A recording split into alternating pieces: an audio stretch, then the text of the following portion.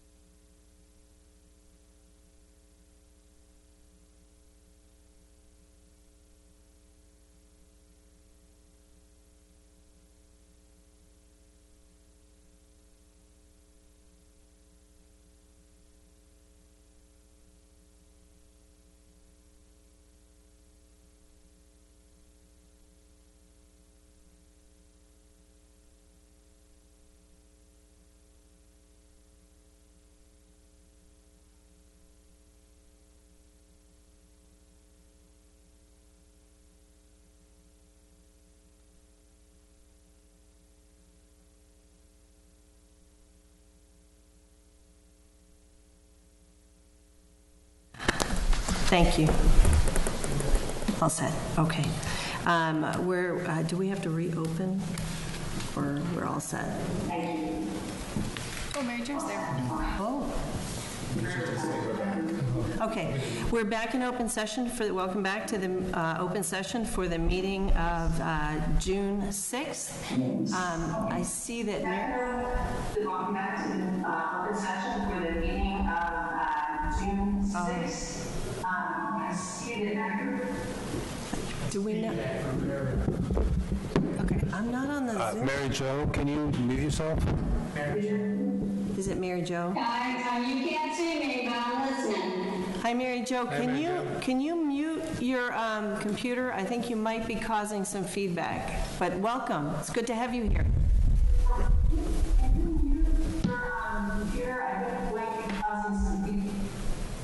There. There we go. Okay. Awesome. Thank you. Definitely, Mary Jo, do you know how to use the raise hand function if you want to speak?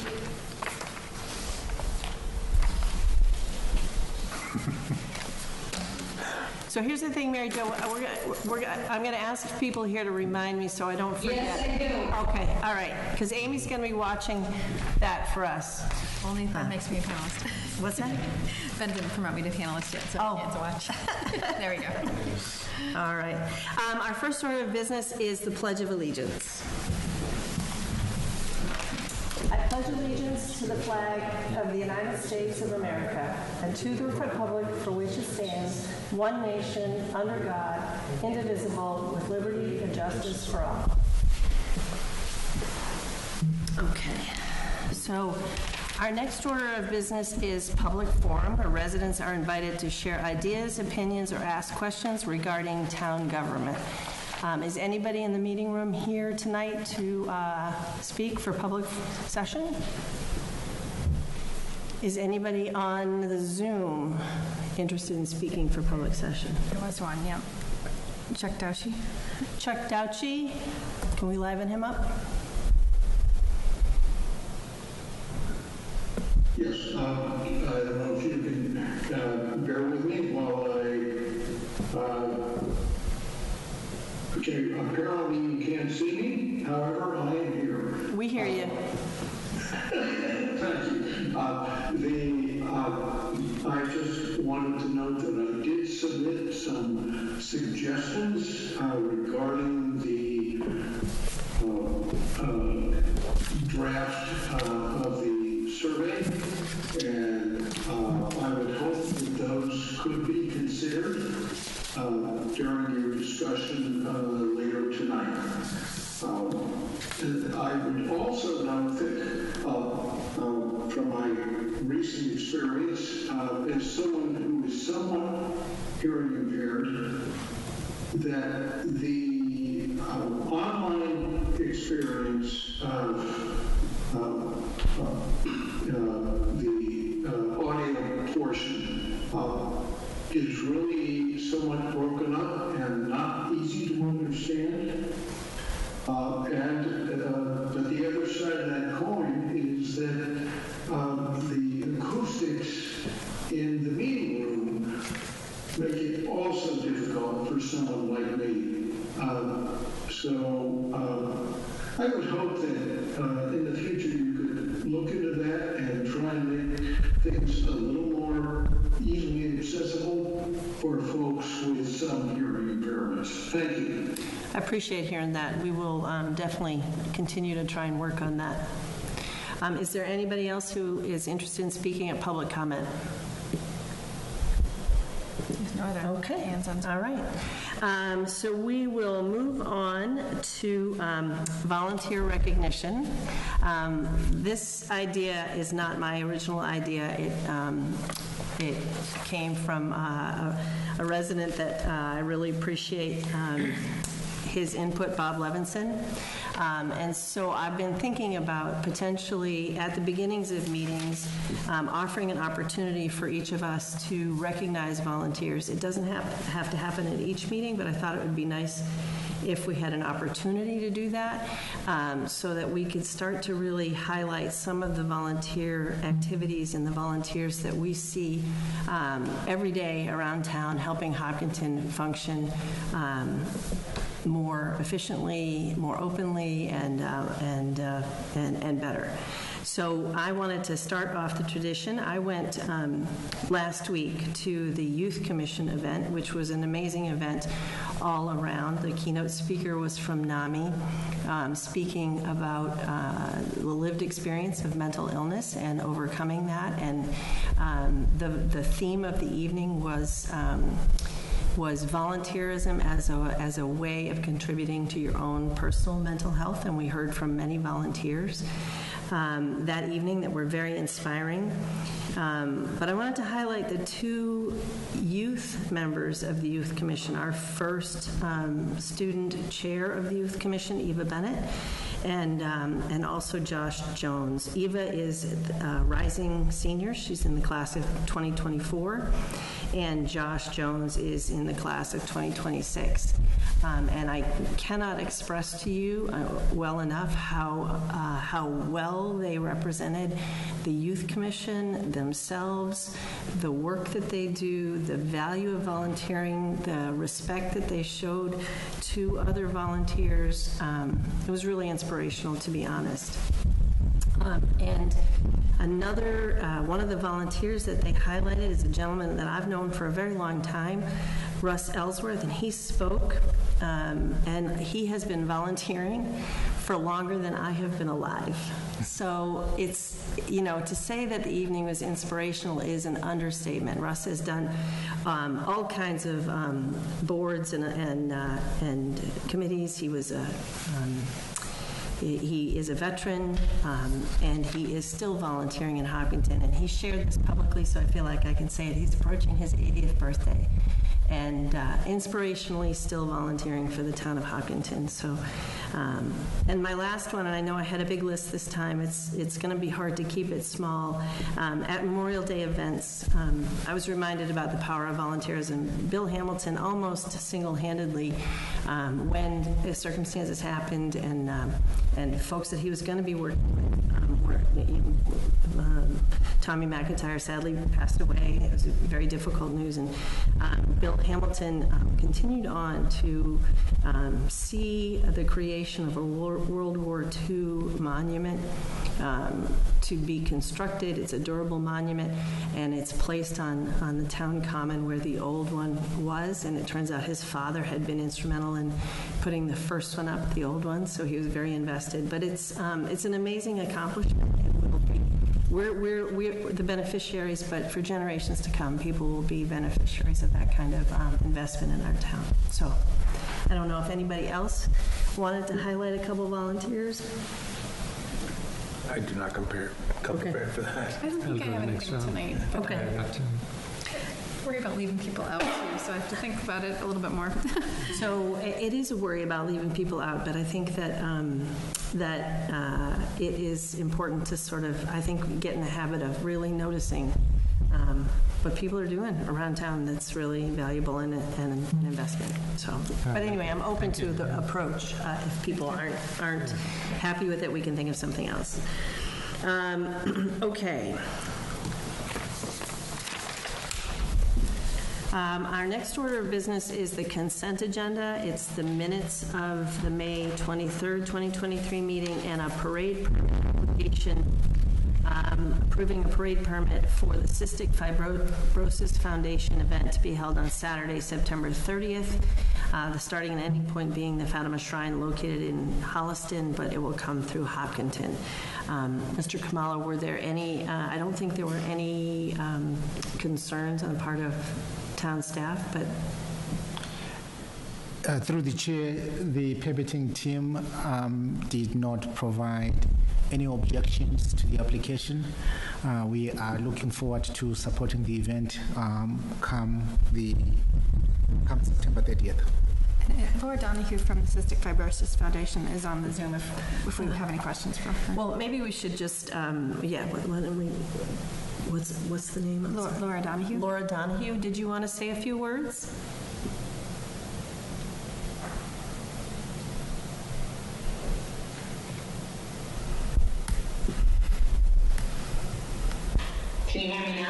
Yes. Hi. Welcome. So we have had this event in your town since 2010. And if you have any questions, roughly through, what goes through your town is our route that's 65 miles. So we would say about 50 bikers would go through your town. And they leave starting at 7:30 in the morning, so we'll roughly take them about 3 hours to get to your town. Your town is in the 65 route, your town, they will be in your town for mile 36 to mile 56. Well, good for them. That's amazing. I don't think I'd we... rather plan the event than ride it. Yeah. I don't think we have any questions. Thank you so much for being here, and thank you so much for organizing this, this amazing event. Oh, great, thank you. So I'll entertain, we kind of broke out the parade permit, so I'll entertain a motion to approve the parade permit. So moved. By roll call vote. Irfan Aswali, yes? Amy Rodabush, yes? Shahid Manan, yes. Mary Jo Lafreniere.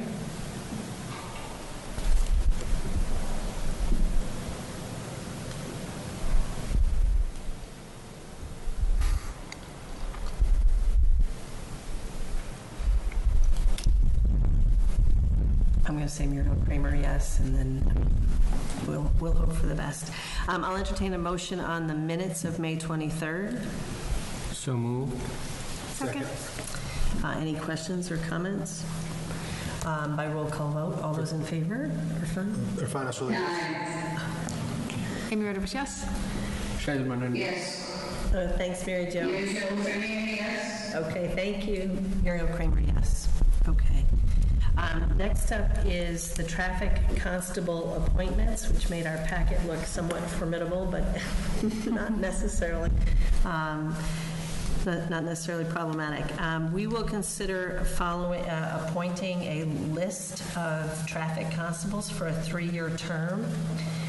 Their names are listed in the packet. Is there a reason we should list them out necessarily? No. Okay.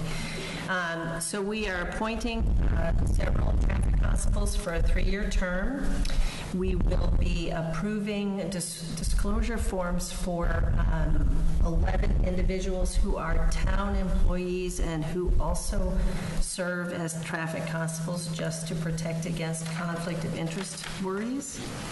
And then we will be appointing the following traffic constables for a 3-year term and approval of their disclosure forms. There's 2 lists, I guess. What's the difference of the 2 lists? I think one, they're already traffic constables with Okay. disclosure forms. Does anybody have any questions or comments? Hearing. Madam Chair, I move that the Select Board confirm the town manager's appointment of the traffic constables for a 3-year term as presented in our packet. Second. Any questions or concerns? Okay, by roll call vote. Irfan? Irfan Aswali, yes? Amy Rodabush, yes? Shahid Manan, yes. Mary Jo? Yes. Muriel Kramer, yes. Thank you very much, everybody. Okay. Next one. The public hearing is for 6:55, so we have to wait. But we still have to do this, the We still disclosure have 2 forms. more. Oh, 3 On the different motions. appointment. I read all questions. Okay, Did- so Madam Chair, I move that the Select Board approve the Section 20B disclosure forms for the individuals listed in our packet and whose traffic constable appointment has not expired. Second. Okay, by roll call vote. Irfan Aswali, yes? Amy Rodabush, yes? Shahid Manan, yes. Mary Jo? Mary Jo Lafreniere, yes. Muriel Kramer, yes. Thanks for keeping me straight, guys. Sure. And Madam Chair, I move that the Select Board approve the Section 20 disclosure forms for and confirm the town manager's appointment of the traffic constables listed in our packet for a 3-year term. Second. Irfan Aswali, yes? Amy Rodabush, yes? Shahid Manan, yes. Mary Jo? Mary Jo Lafreniere, yes. Muriel Kramer, yes. Okay. All right, so we're a little early. We are a little early. We are a little early on the public hearing. Congratulations, Madam Chair, we're early on. Let's hold that thought. So we're not having a legislative update. There's another public hearing. Appointment, town manager, the appointment of the administrative assistant. Is she here? All right, let's do that. Is that okay? We're not doing the entertainment license? We're going to do the new town employee. We're going to get you in early and out. Look at us go. Welcome. Thank you.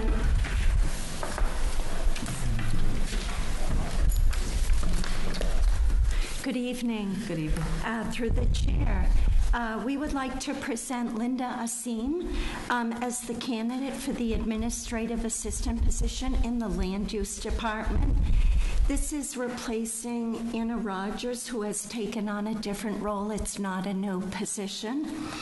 And Linda came highly recommended by the committees that interviewed her. She has had extensive customer service experience. The company that she worked for is Waltham Pest Services. And she's also had extensive experience at North Hill Retirement Community. So she comes with a lot of customer service experience, and in that department, that's invaluable. She also has an associate's degree in communications. When we talked to her references, she doesn't know this yet, they described her as patient, personable, friendly, even when they're extremely busy.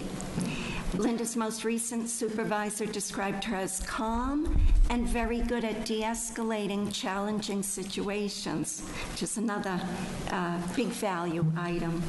She's a multitasker who handles a high volume of work and manages it very well. And she is a team player who wants everyone around her to succeed and will assist others to accomplish their team goals. The panels were, the first round panel was Chuck Cadlick, our Director of Municipal Inspections, Shannon Soares, one of the administrative assistants in the Land Use Department, and Kristen Merrill, the Human Resources Generalist.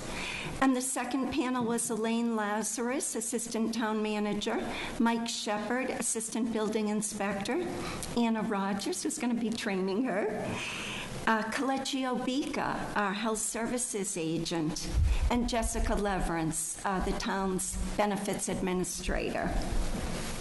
So I'd like to present Linda.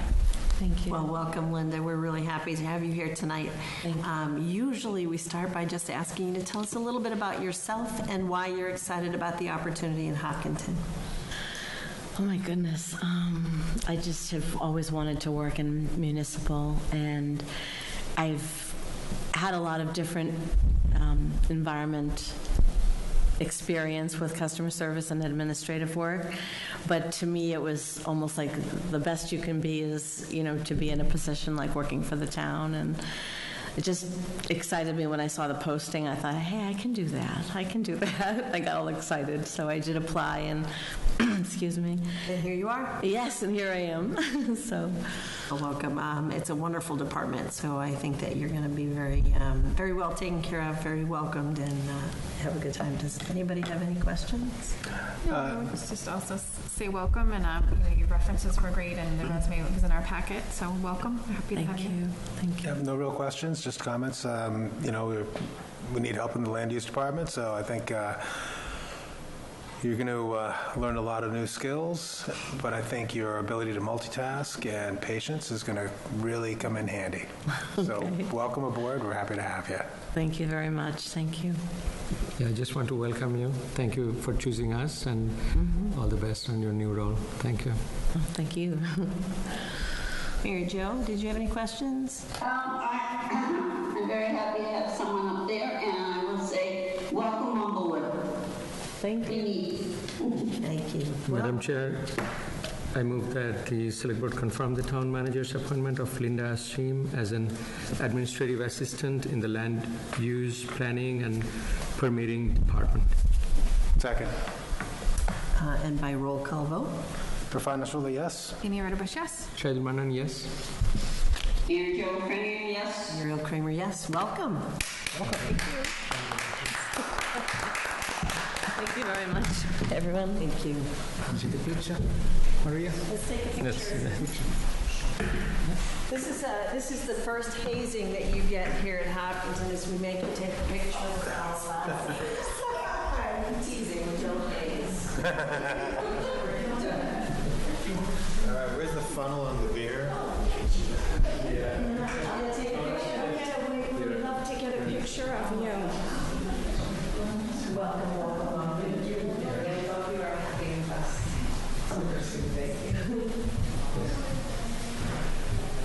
All right, if you could squish in just a teeny bit more. Perfect. All right, is everyone looking at me? Big smiles. Great. Thank you very much. Welcome. Thank you again.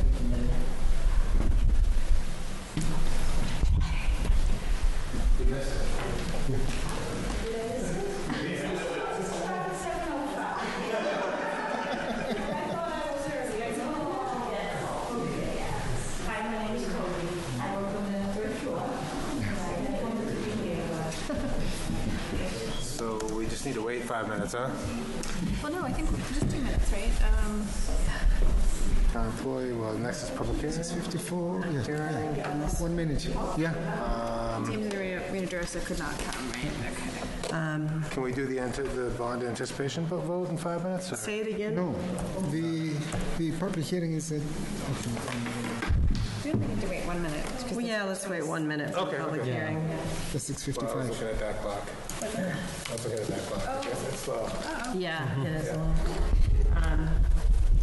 So Norman, So I are see we, that Peter's here. Come on up. We're going to be ready for you in 1 minute. Right on time, Peter. Jot this down. It'll never happen again. I'm impressed.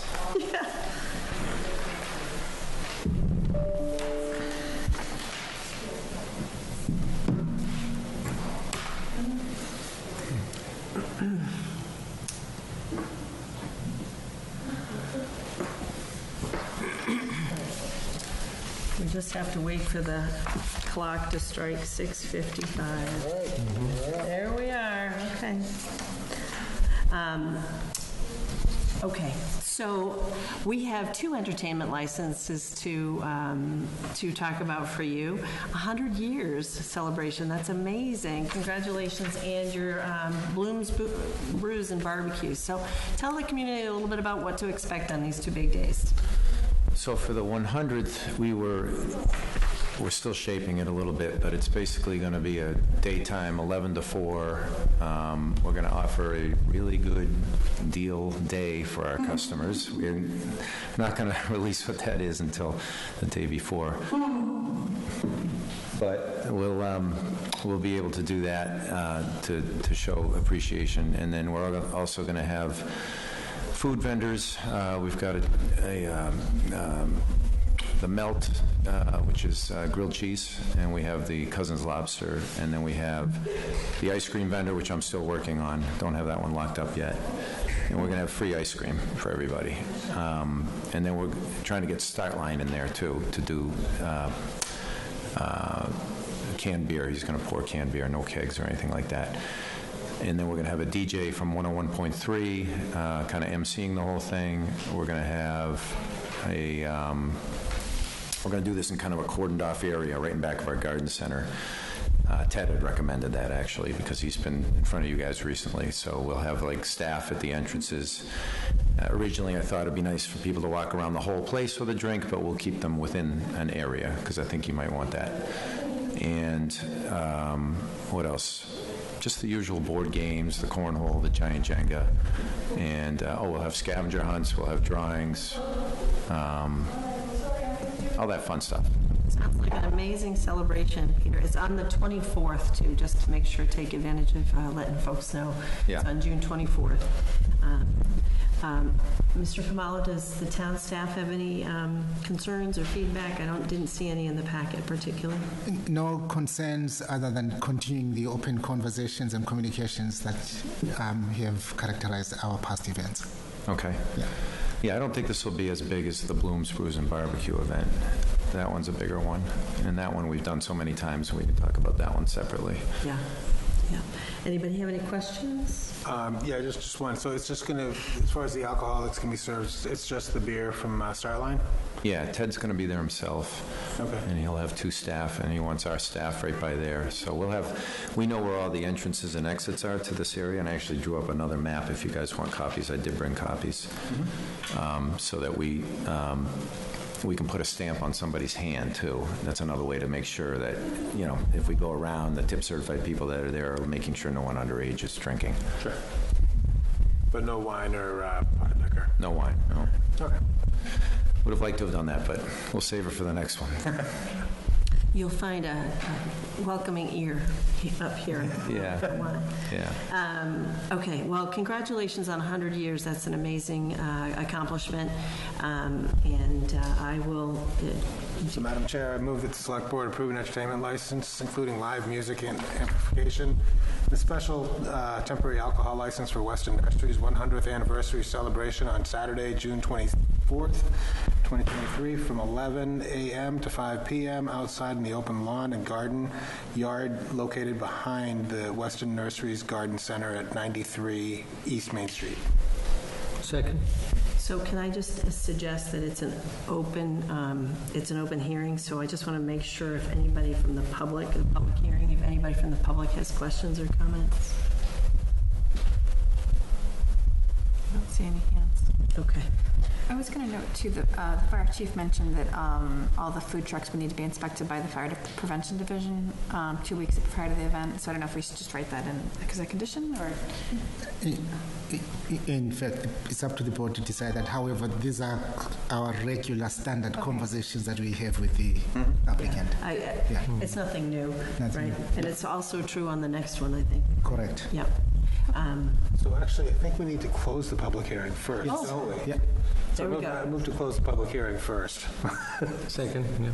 Okay, it's been moved and seconded to close the public hearing by roll call vote. Irfan Asrulli, yes? Amy Rodabush, yes? Shahid Manan, yes. Mary Jo? Mary Jo Fraser, yes. Muriel Kramer, yes. Now we have a motion to approve the entertainment licenses for the 100th anniversary. Madam Chair, I move the Select Board. We already have the motion, and you seconded it. We took it out of order. Oh, the second one? Yeah. So Irfan Asrulli, yes? Amy Rodabush, yes? Shahid Manan, yes. Mary Jo?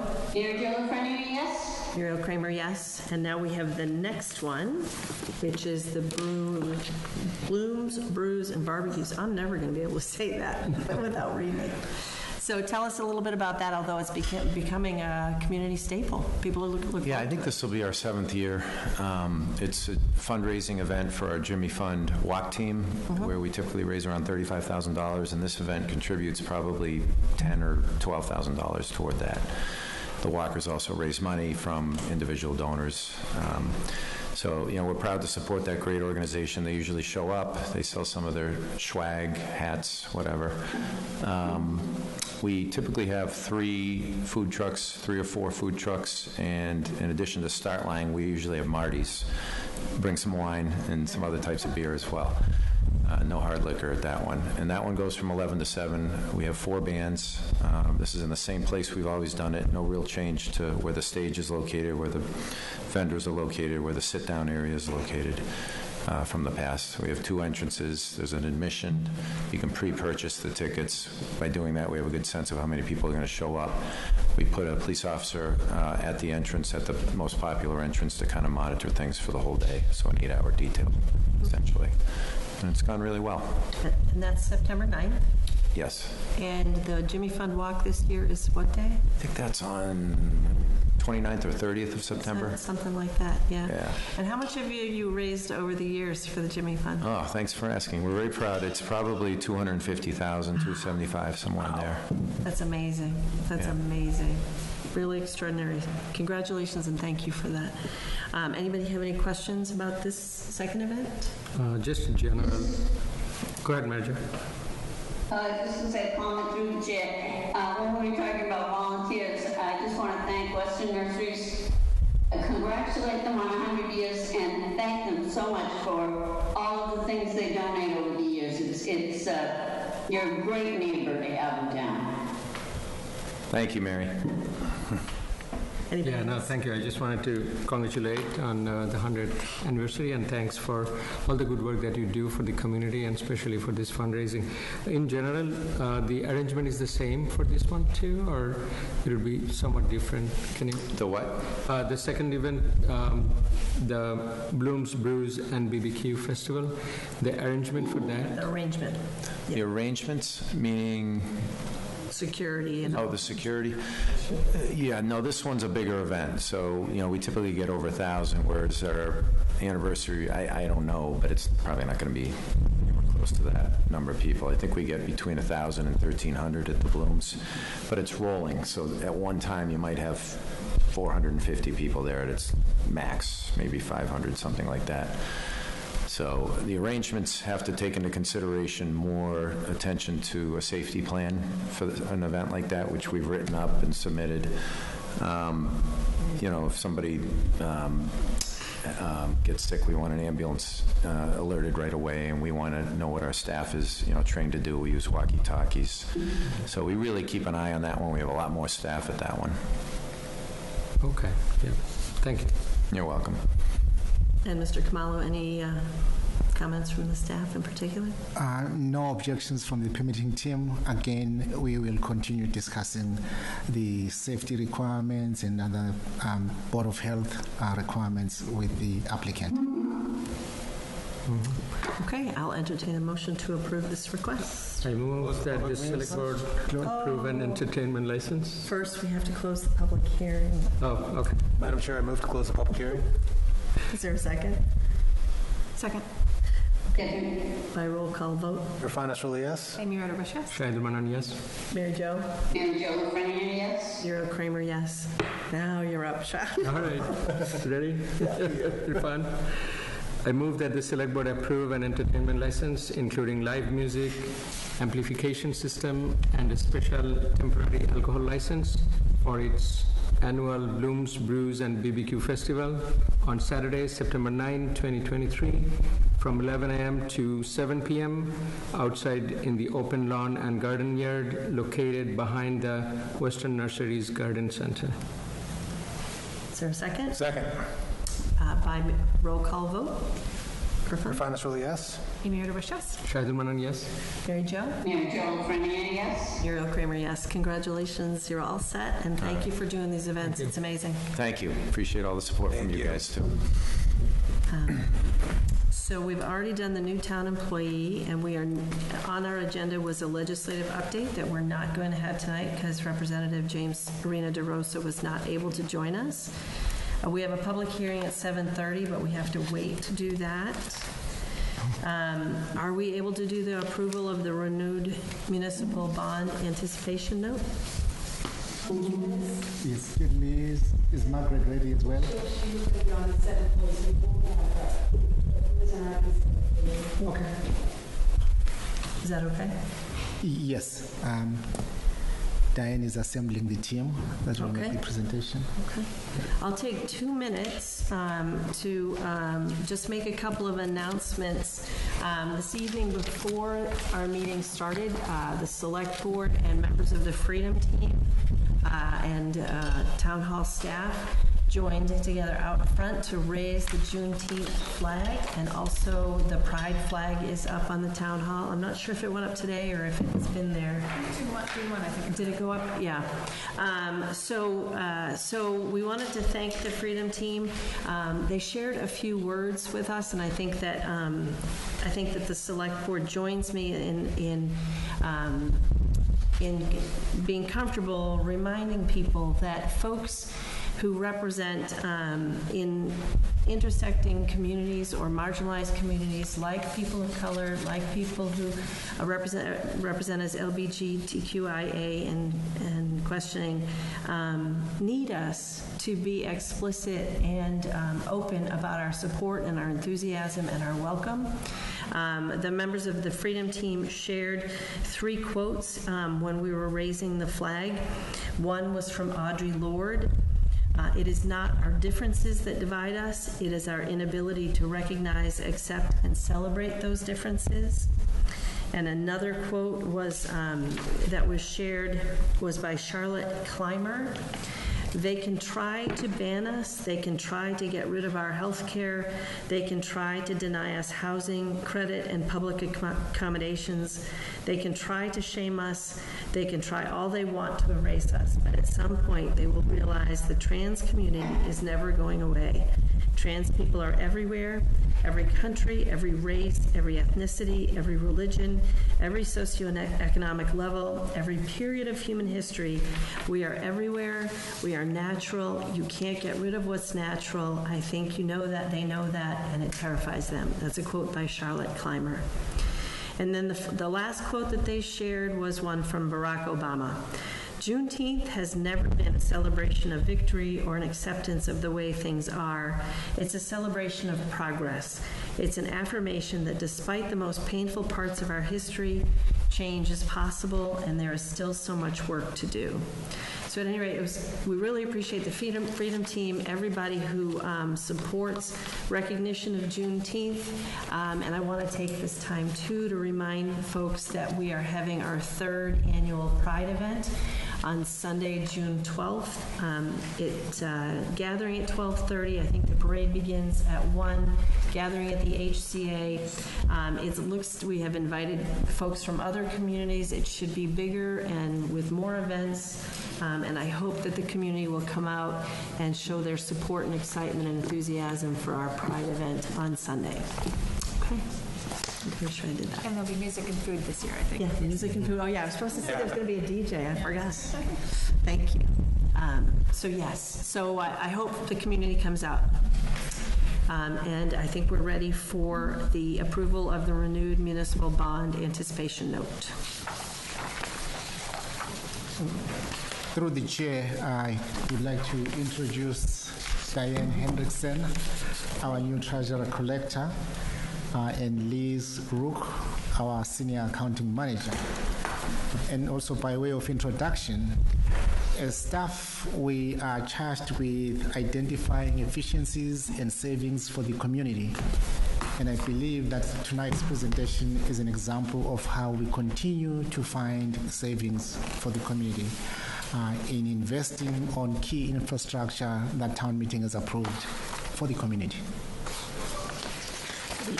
Good evening. We're here tonight to renew a bond anticipation note that was approved last June 2022.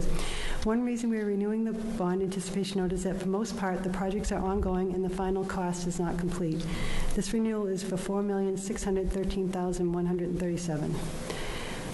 We are currently planning on combining this bond anticipation note with other projects that were voted on this past May in 2023 for one larger issue sometime in fiscal year 24. We were going to have our senior fiscal advisor, Margaret McLean, on Zoom with us, but because we're going a little early, she's probably not. And it was her daughter's birthday tonight, but she was going to be ready at 7:40. I don't think she's on yet, but she was there to answer any questions you might have had about the bids. So this is a typical process. Can you just explain to us in the public why we do what we are doing tonight? Sure. Yeah. So again, last June, the treasurer did borrow this for the bond anticipation note, which is really short-term borrowing. And usually we roll it into long-term borrowing, which is the municipal bond obligation. But we've decided just to renew it because interest rates are a little on the high side. We have other projects coming along. We can roll this all, maybe possibly at the end of the year, into one long-term borrowing. So we are renewing it, and we just have to pay interest if we can do this for 3 years, we just have to pay the interest, and we won't have to pay the principal until after 3 years. And we can do this for 10 years if we choose to. Okay. So it's a different strategy other than borrowing for long-term. And it's sort of dependent on where the interest rates are and what makes best financial sense for the town. And also where the projects stand as well. So some of these projects are not, you can see in your packet the original amount that was approved at town meeting for the project and how much is, being renewed or how much of the project has been spent to date. So once the project is fully spent with the projects that were just approved at spring town meeting, we will roll these projects as well as those projects approved into a long-term borrowing, depending upon, how advantageous the bond anticipation note, the bond, interest rate is at that time. We'll look at it in fiscal '24, and we reevaluate it, and we also look at it with our financial advisor from Unibank, who does help us with all of these, bands and bonds. Great. Mr. Khumalo, any questions or comments for us? No questions at this point. Okay. Yeah. Anybody on the board have questions? Just a quick one. So the impact of this is not yet known because we don't know what the new interest rate is going to be? We had, prior to town meeting, we knew that we were going to just do a short-term borrowing. So we had estimated interest rates, amounts for these borrowings. And so those were part of the budget that was approved at the spring town meeting for FY24. And you have the total amount of interest that will be due. So the total amount of interest for all of these projects that we borrowed is just shy of $200,000, and they are for the projects that are listed in your packet. Thank you. Anybody else? Yes. I'm just trying to wrap my head around it. So when we're looking at, let's just take, for example, the first one approved at the annual town meeting in 2018, we see that the renewal amount has gone down. I'm assuming that is because we've already kind of done some of the project and we just need less money now? On that one, John Westerling said they finished, so it was like $60,000, I think it's in the memo, that we won't be using. He said it was finished. Okay. It's finished and we're just renewing the borrowing that for something that we've already paid for. Sure. Or that we've already completed. So that project on Hayden Row for the water main only came to $838,643, which left $61,357. So at the next town meeting, we will be rescinding $61,357, or we can appropriate, because that's under a certain amount, we can reappropriate that to a like project. So it would be for a project that would be similar to a water main for the same terms of borrowing. You can do that as well instead of rescinding that amount of money. But that project is complete.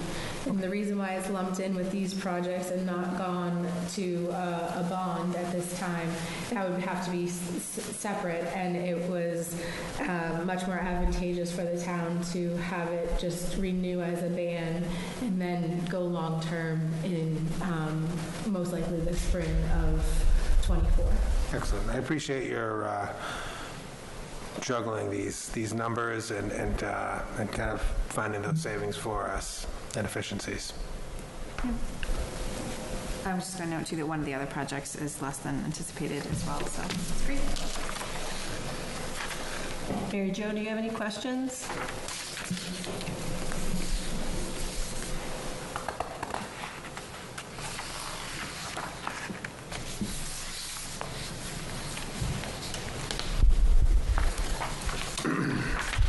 I'll entertain a motion.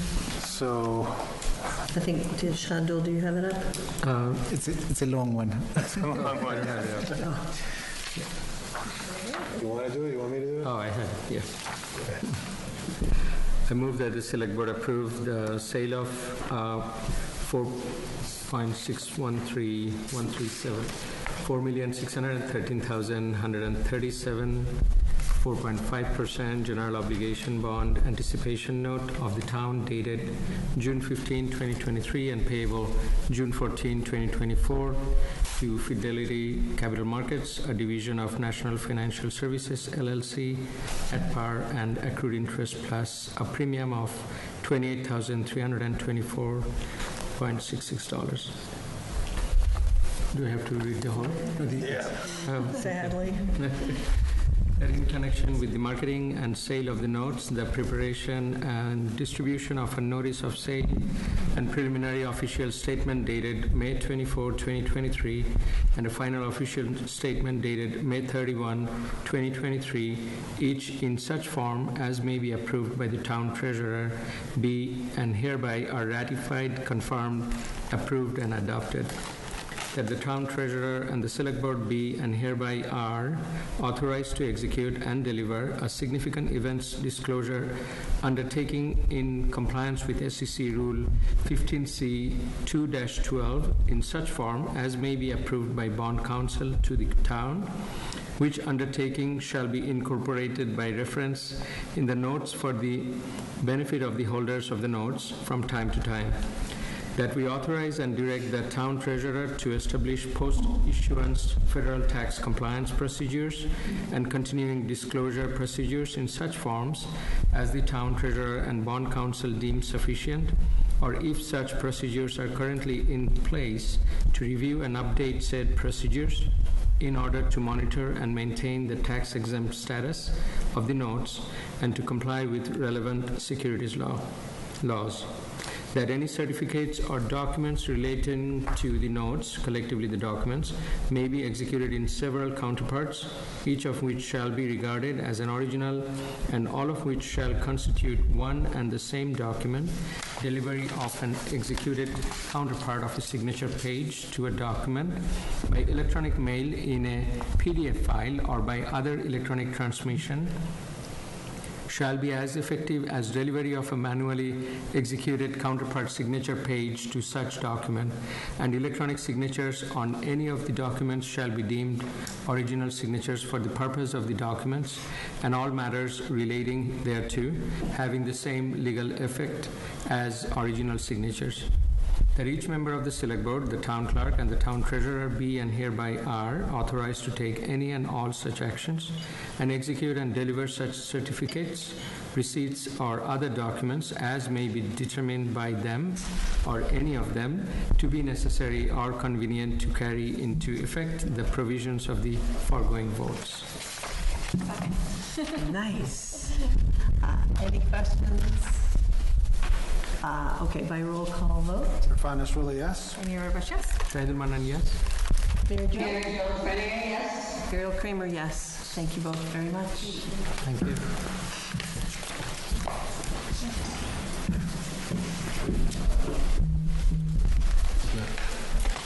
Okay. There's more beyond. Still ahead of schedule. Madam Chair, very impressive. I'm telling you, this is false advertising. It's never going to happen again. Do the water rates? Can we do the water rates? Town manager's report. What's that? Town manager report? Oh, sure. Yes, Let's do it. I'm Town thinking, manager's report. how many minutes do we have before? We have 10 minutes. We can do the water and sewer rates, if that's Yeah? okay. Yes. Yeah.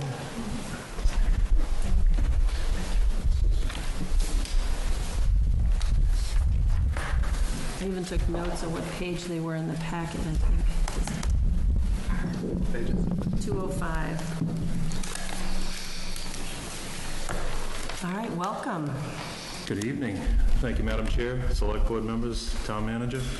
I would like to start off by recognize the dedicated Department of Public Works, Water and Sewer personnel. They make themselves available 24/7. 365 days a year during freezing cold temperatures, and knee-deep in water and whatever else. They're essential service to run and maintain the town's water distribution and sewer collection system. That's headed up by Eric Cardy, who's the water and sewer manager. On the water division side, it's Matt Gogan, Dan Bates, Jed Fernoff, Sean McDonald, Kyle Bocher, Jeff Payne, Al Lombardi, and then the office staff, which is Kim Binich and Judy Reagan. As well as I would also like to thank the town manager, the CFO, town accountants, town treasurer, and our consultant, Matt Abram, who pulled all this together for us in short order. Tonight, we'll be looking at the water and sewer rates for FY24, our operational and capital budgets, ratepayers' consideration during those rates. On the water side of things, we provide approximately 4,200 customers with potable water. Last year, we provided 376 million gallons of water, of which 120 million gallons was purchased through our intermunicipal agreement with Ashland. This is lower than the year before due to the drought that we had last year, so that was pretty significant. On the capital side of things, the town meeting authorized expenditures from the Water Enterprise Funds for $285,000 to replace an enterprise dump truck. There'll be a proposal for utility pickup truck replacement, $65,000 for this year we're looking for. But also like this time to thank our partner in the town of Southborough, which we'll be working closely with over the next few years in an effort to connect to the MWRA. So we're very appreciative of them and looking forward to working with them.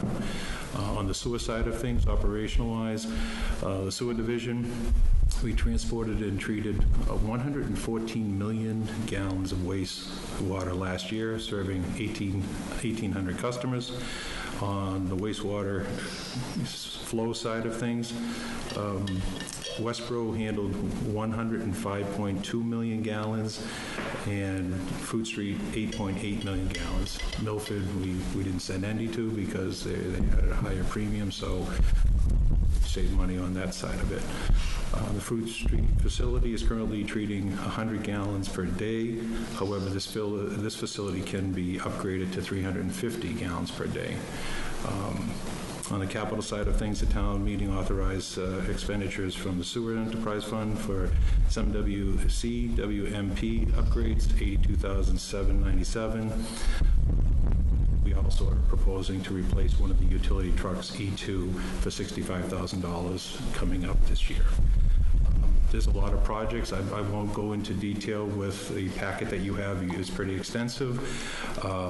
However, a lot of these costs attributed to the Fruit Street roof, Fruit Street well 6 filtration system that's underway.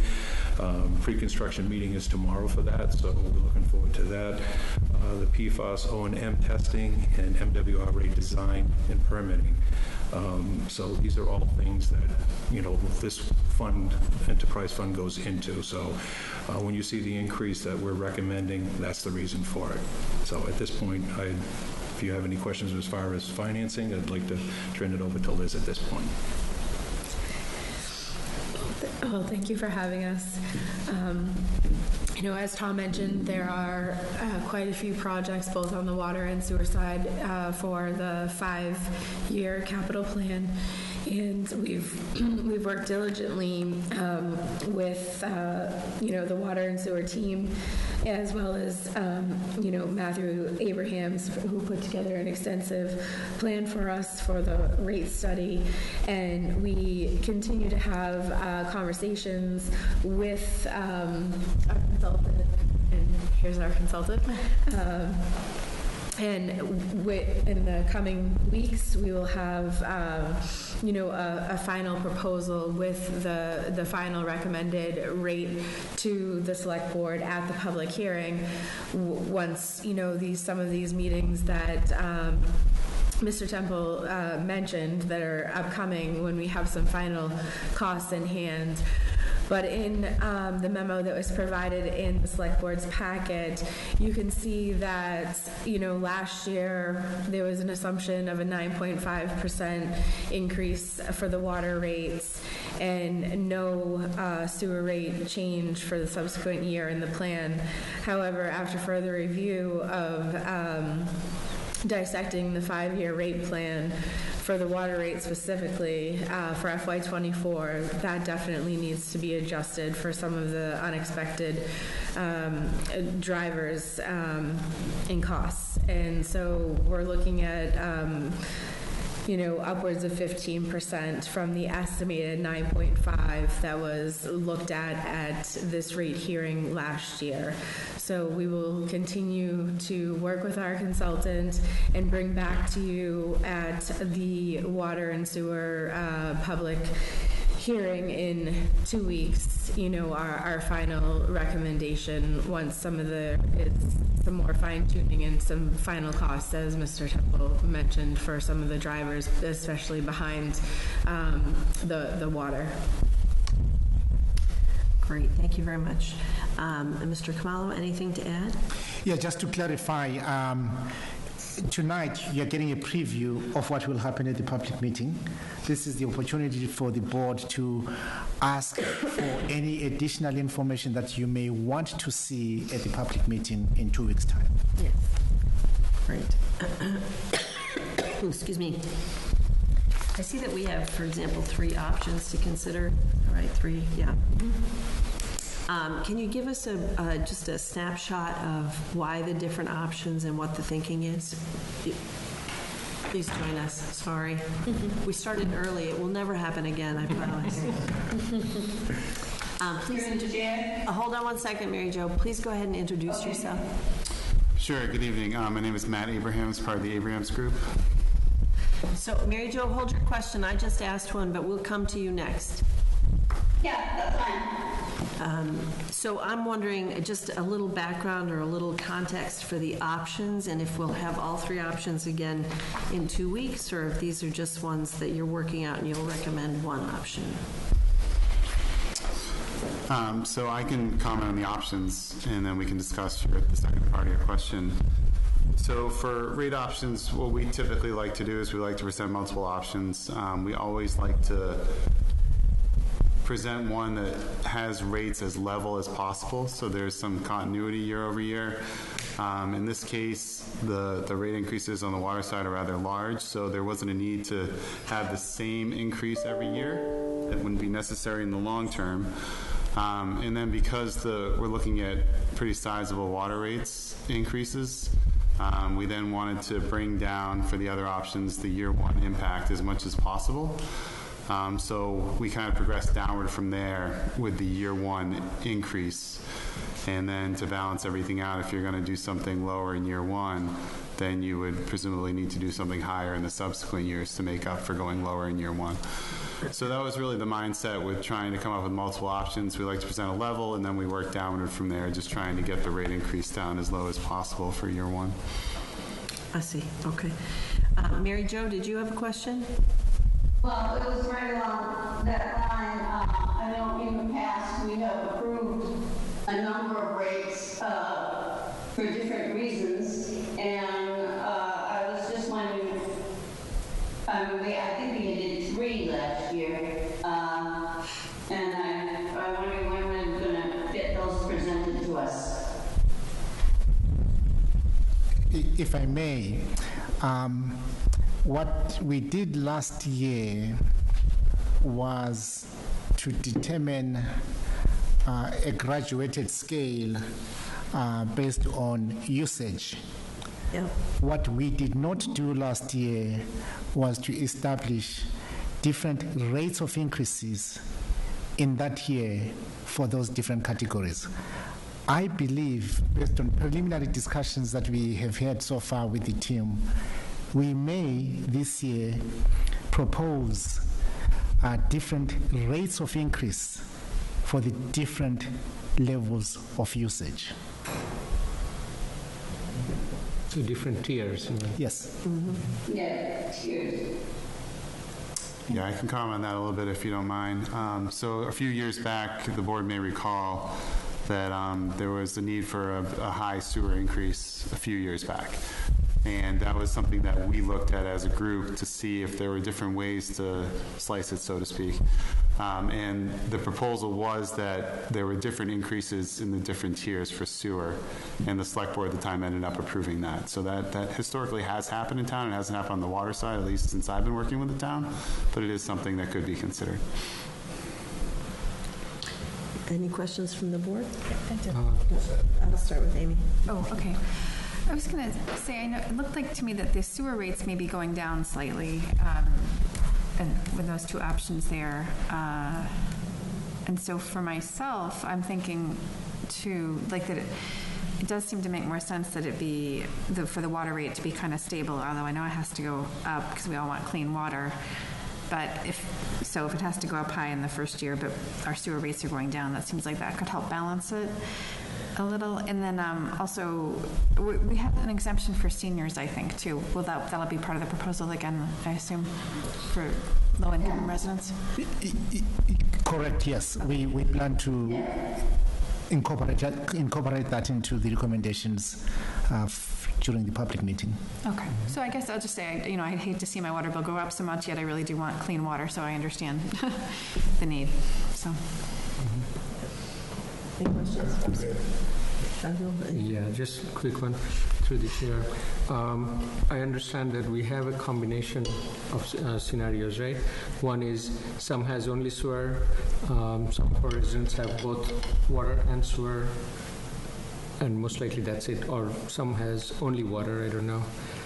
And is that the reason why we always separate the rates instead of a blended rate, or would it benefit in a way, I'm trying to think the distribution of the cost if we make it a blended rate at some point, meaning water and sewer together.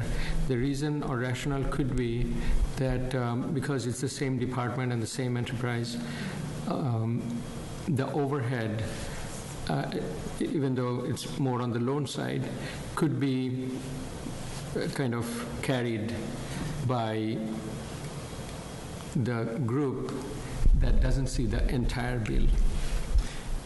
In other words, when someone has both, they're hit like $1,500 in 5 years, right? So if it could be distributed, there could be a scenario that if you have both, that's another tier, and you get a little bit of a discount, so it goes to like $1,400 or maybe $1,350. But if you are using only one over the other, then it's a little bit higher than what it would be in the current rate only for sewer. That makes sense? I think the split right now is 40% on the sewer side and close to 60% on the water side, as I was looking at it. But I can confirm that. But we'll look into the numbers more closely. Yeah, so I believe there are, I'm not positive on the numbers, but I believe there are at least twice as many water users as there are sewer users. Right. And then on top of that, they are not one enterprise fund. They are two separate enterprise funds. Yeah. So when we look at rates year to year, we always look at them independent of one another for that reason, because we're trying to work within each fund and making sure that they're solvent. We don't really compare the two of them together or try and merge them together for that reason. So we do keep them separate. I understand. I think that makes sense. But is it the same staff and the overall resource pool that goes to both, or that is also separate and dedicated? It's the same staff. It's the same staff. That's what I thought. Yeah, I didn't realize the enterprise fund is separate. I'm just trying to think if we can create a tier and give some relief to the larger payers in this scenario. That's all. If you can explore such scenario, that would be one ask. But I understand it's complicated and may not be very conventional. Thank you, Shadow. The thing that I want to make sure that the water and sewer customers understand is that the rates, well, the water customers in particular, the rates are going to be increasing sharply. So the scenarios are in the packet, but just to give you an indication, the first scenario suggests a 25% increase in FY24, a 25% increase in FY25, and a 25% increase in FY26, and then that will, the increases will trend downward, FY27, 10%, and FY28, 5%. For option number 2, FY24 would be 20%, but then FY25 and 26 would be 27.5% increases, and then again trending downward in FY27 and FY28. And the third option that we're currently considering, but they'll be finalized for the hearing on June 20th, is an increase of 17.5% in FY24, an increase of 30% in FY25 and FY26, and then trending downward in FY27 to 7.5% and FY28 to 5%. So it is a substantial increase that we're talking about, and interested residents and customers, should just get their questions asked and feel free to join us in 2 weeks to discuss the rates when they're set. Can I add one more thing? Okay. Sorry, just because, so for me, looking at FY24, it doesn't make sense to me that options 2 and 3 for the water being lower, because we can see that we're going to get a negative, like a decrease in the sewer. So to me, that they balance each other out, that it might be better to do the option 1. I'm sure you'll bring more detail to the next meeting. So the water's going up 25%, but sewer goes down 5 to 10% in that first year. Even just as a Bill Perry, that's, yeah, I would like to see it more balanced. Yeah, and that's definitely important for customers of both. Right. Yeah. Okay. Thank you very much. I appreciate this. And I'm sure that we will get some feedback, which is great, right? It's good that people are getting a little bit of heads up and able to interact with the information and participate in the hearing. So thank you. Very important. Yeah. All right. Thank you very much. Thank you. Okay, I will entertain a motion to, do we open the public hearing for the utility pole hearing at 7:30, which we're in? Do we have to open it? I just opened it? Thank you. I'm opening the public hearing. Look at me go.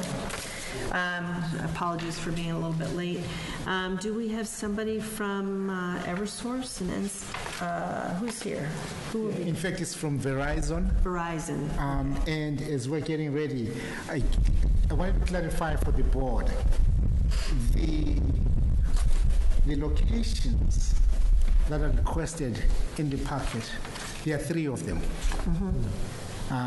With clarification from the town engineer, it appears we only need to act on the Cedar Street, B Street location. The other locations already were approved as part of the Main Street Corridor project. Okay. So items B and C, we're all set for Correct, yes. Oh, okay.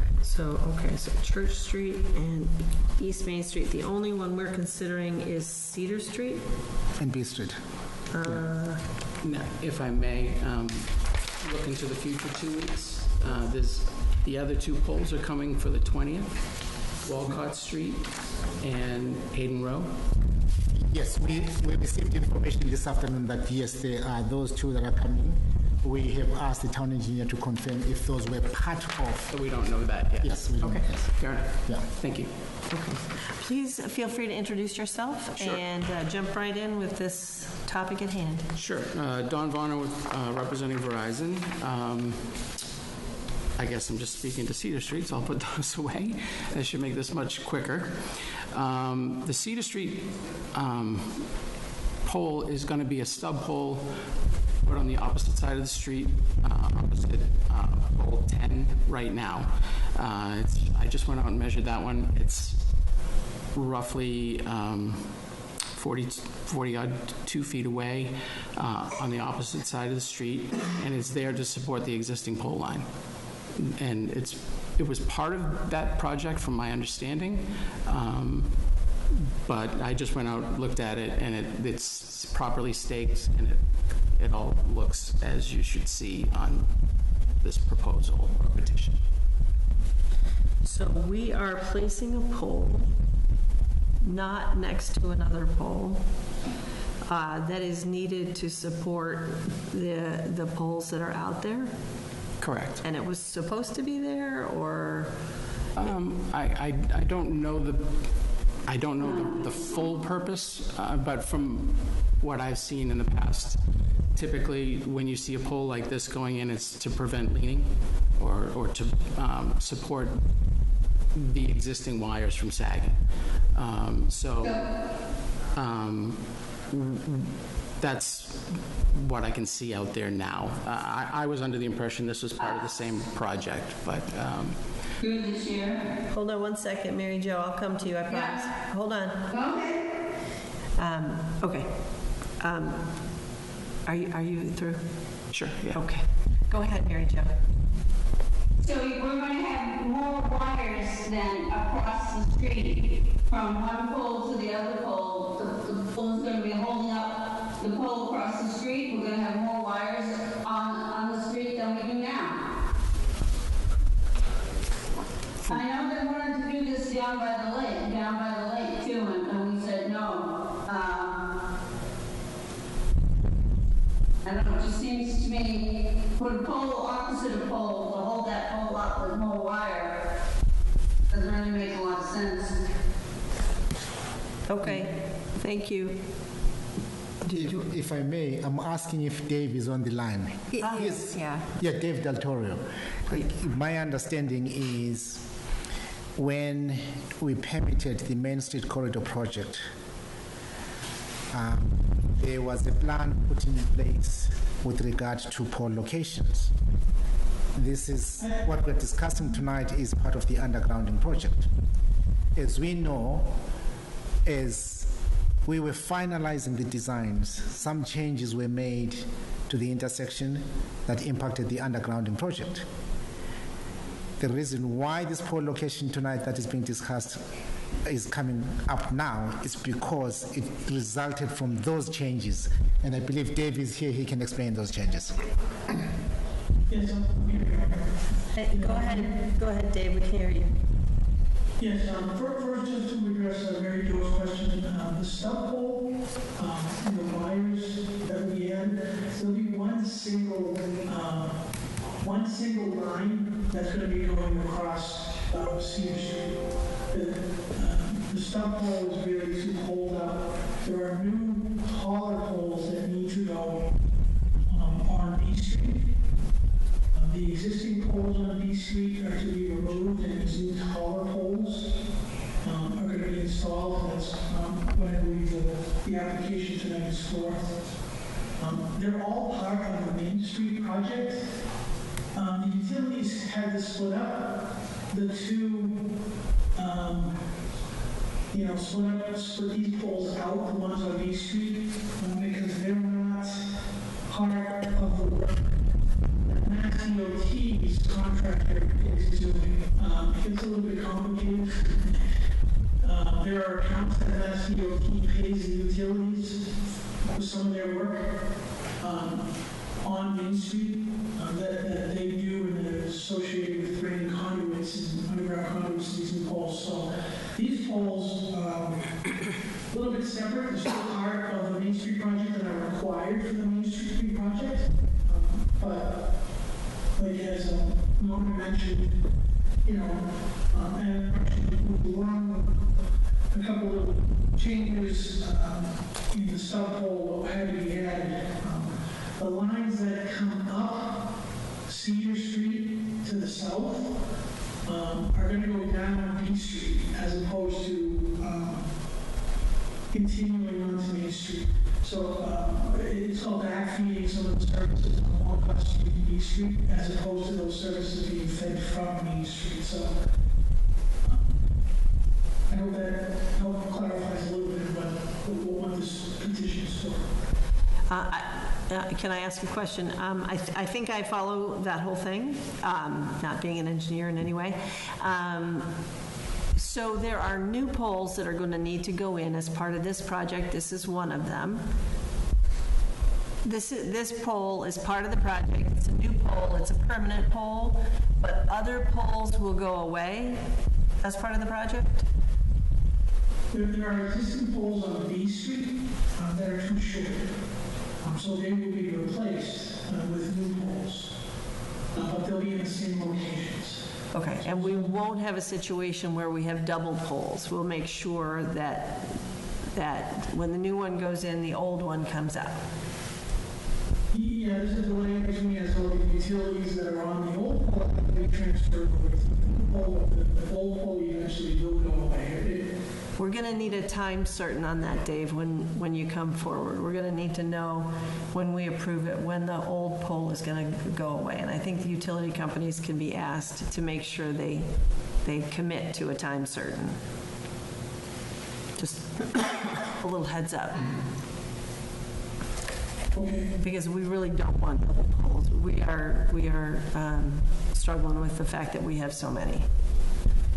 Anybody else have questions for Flynn? I'm all set.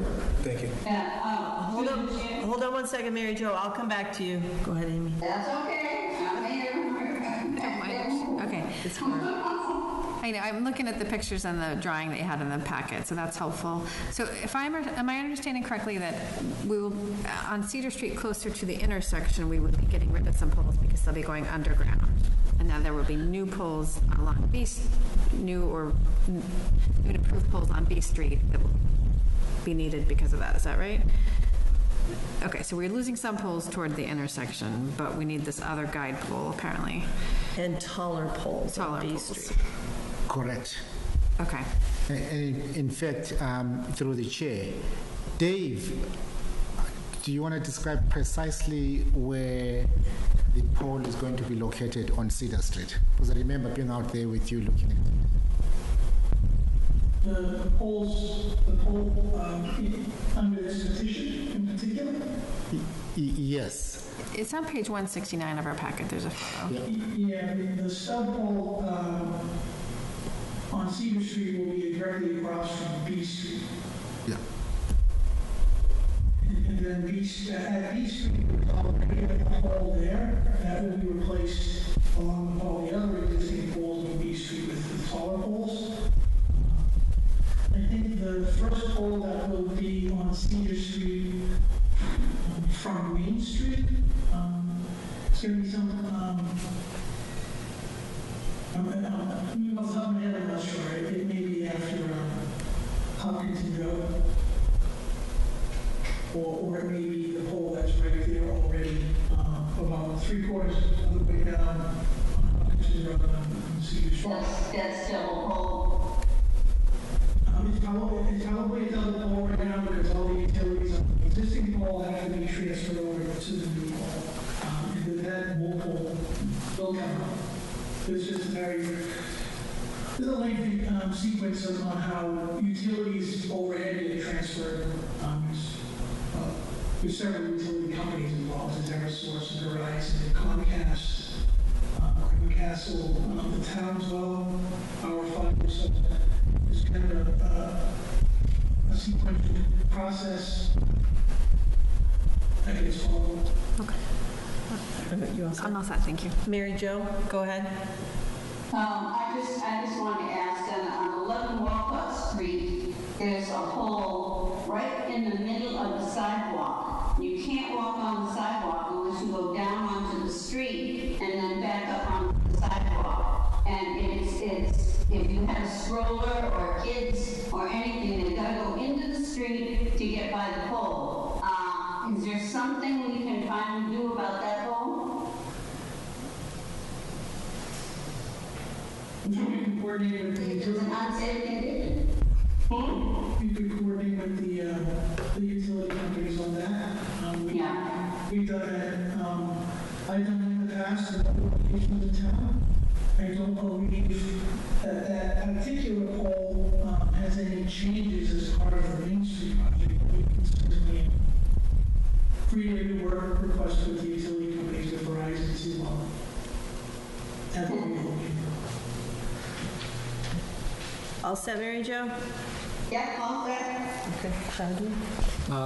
No, I think we covered it well. Just along the same lines that you mentioned, that we don't want old pole. So we would like to have a timeline for retiring the old pole. Can I ask a question of Dave and Mr. Khumalo? The previous poll hearing we had, we stipulated that the old polls would go away in a certain amount of time. Has that happened? No, that has not happened. This is relative to the poles on Clinton Street. We did check with Eversource. They haven't scheduled the work yet. However, we made it known and clear to them that the board expects that there will be no double poles.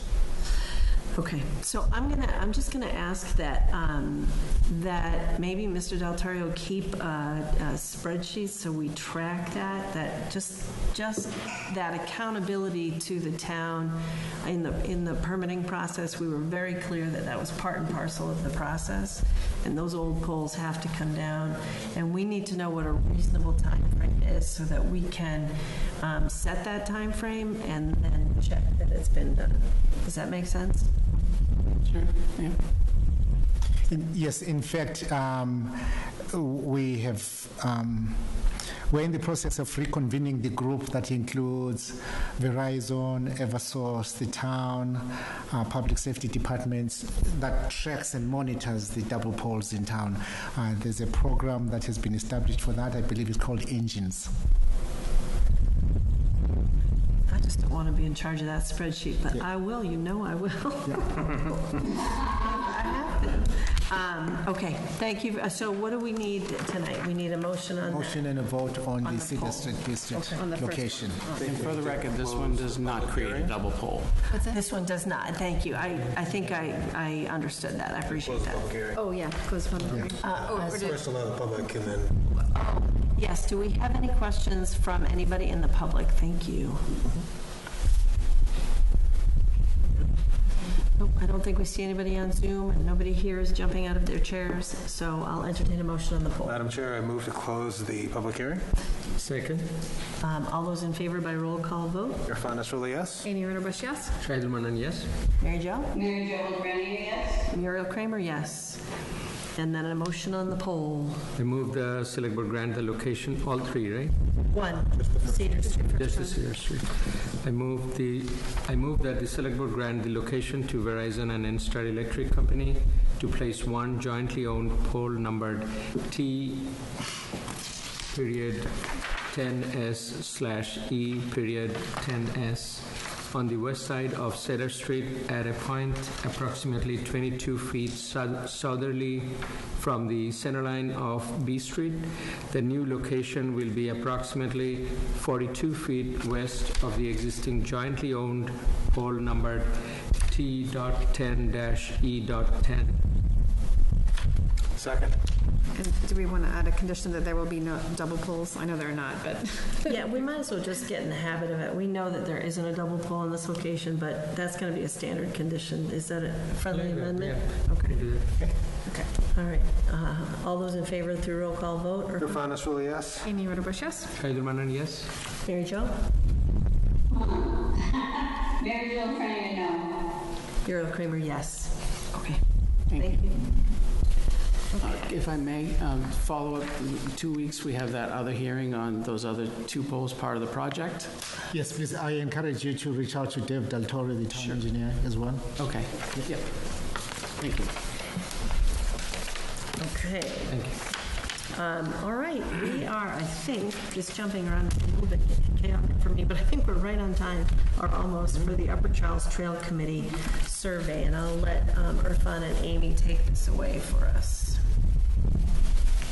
Do you want me to start, or do you want to? Yeah, we need to go. Okay.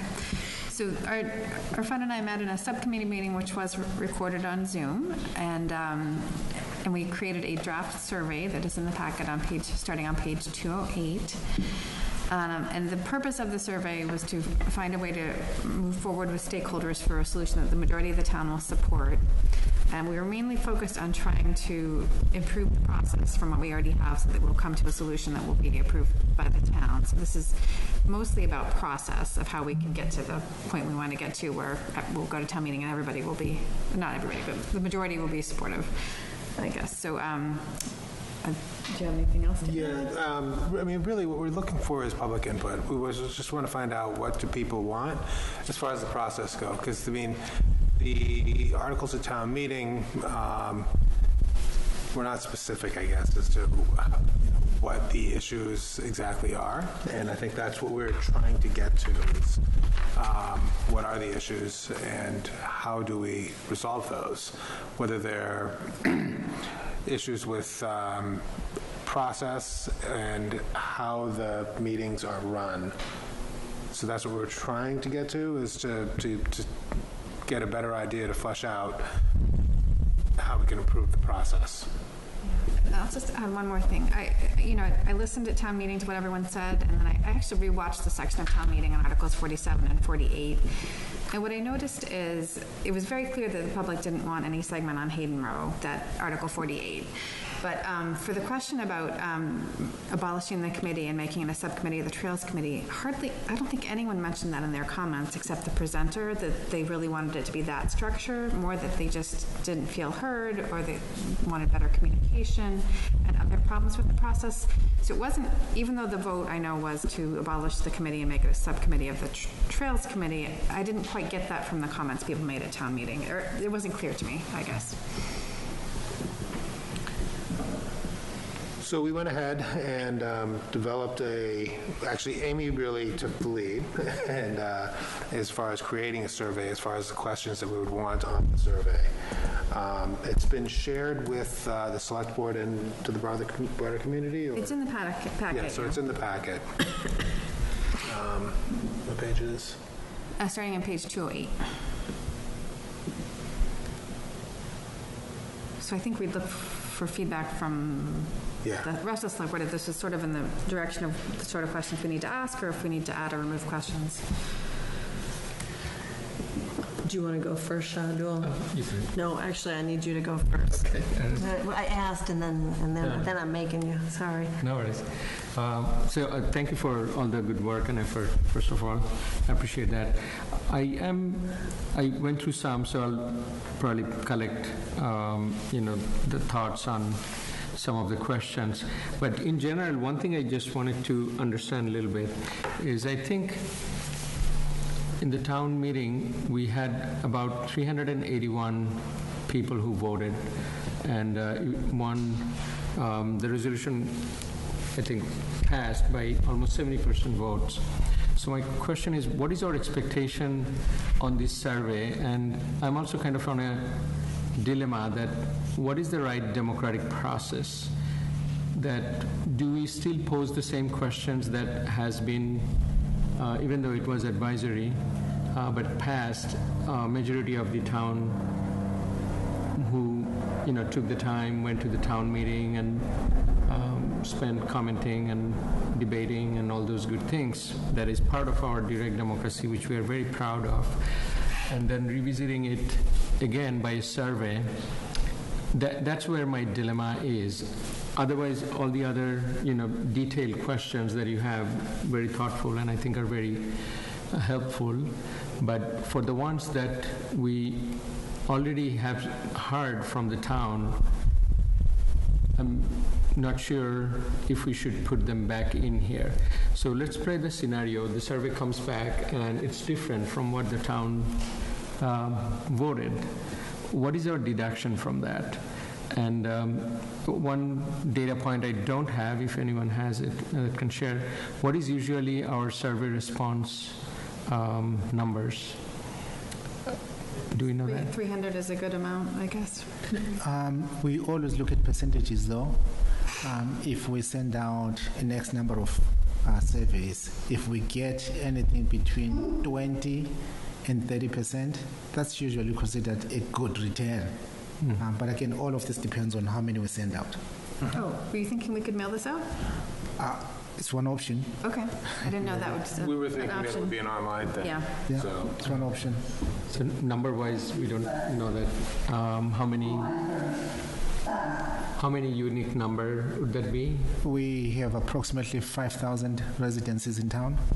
Okay, so about 15, okay. Well, like we did a town meeting survey last year that was not, it was just electronic. I thought Yes. it had around 300 some responses. Okay. Yes. We've done paper surveys, but we've done a statistical sample, not, we've never, I don't know if we've ever mailed one to the whole town. No, we have not. Okay. so to answer your question as far as like why are we doing it again, which is sounds, so we wanted to be specific. So I guess for starters, you know, the Upper Charles Trails Committee and the TCMC were both formed by the Select Board. So we have delegated that authority. So that's something that, you know, it's up to the Select Board to decide what we're going to do.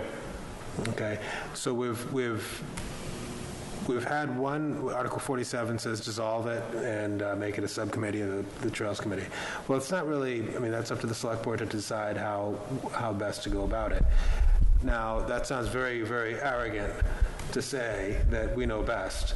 So asking the specific questions as to, okay, well, you have a problem with the committee. How can we fix it? What are the issues? And that's what we're trying to get to with the survey. No, thank you. I think that's fair, and I appreciate the explanation. And I asked a general question, and we can go line item wise, that some of those are applicable to detail out and understand what are the issues, what is the preference, what is the charge should be, and some more detailed technicalities, which I appreciate. I think that'll give, you know, better understanding of the framework.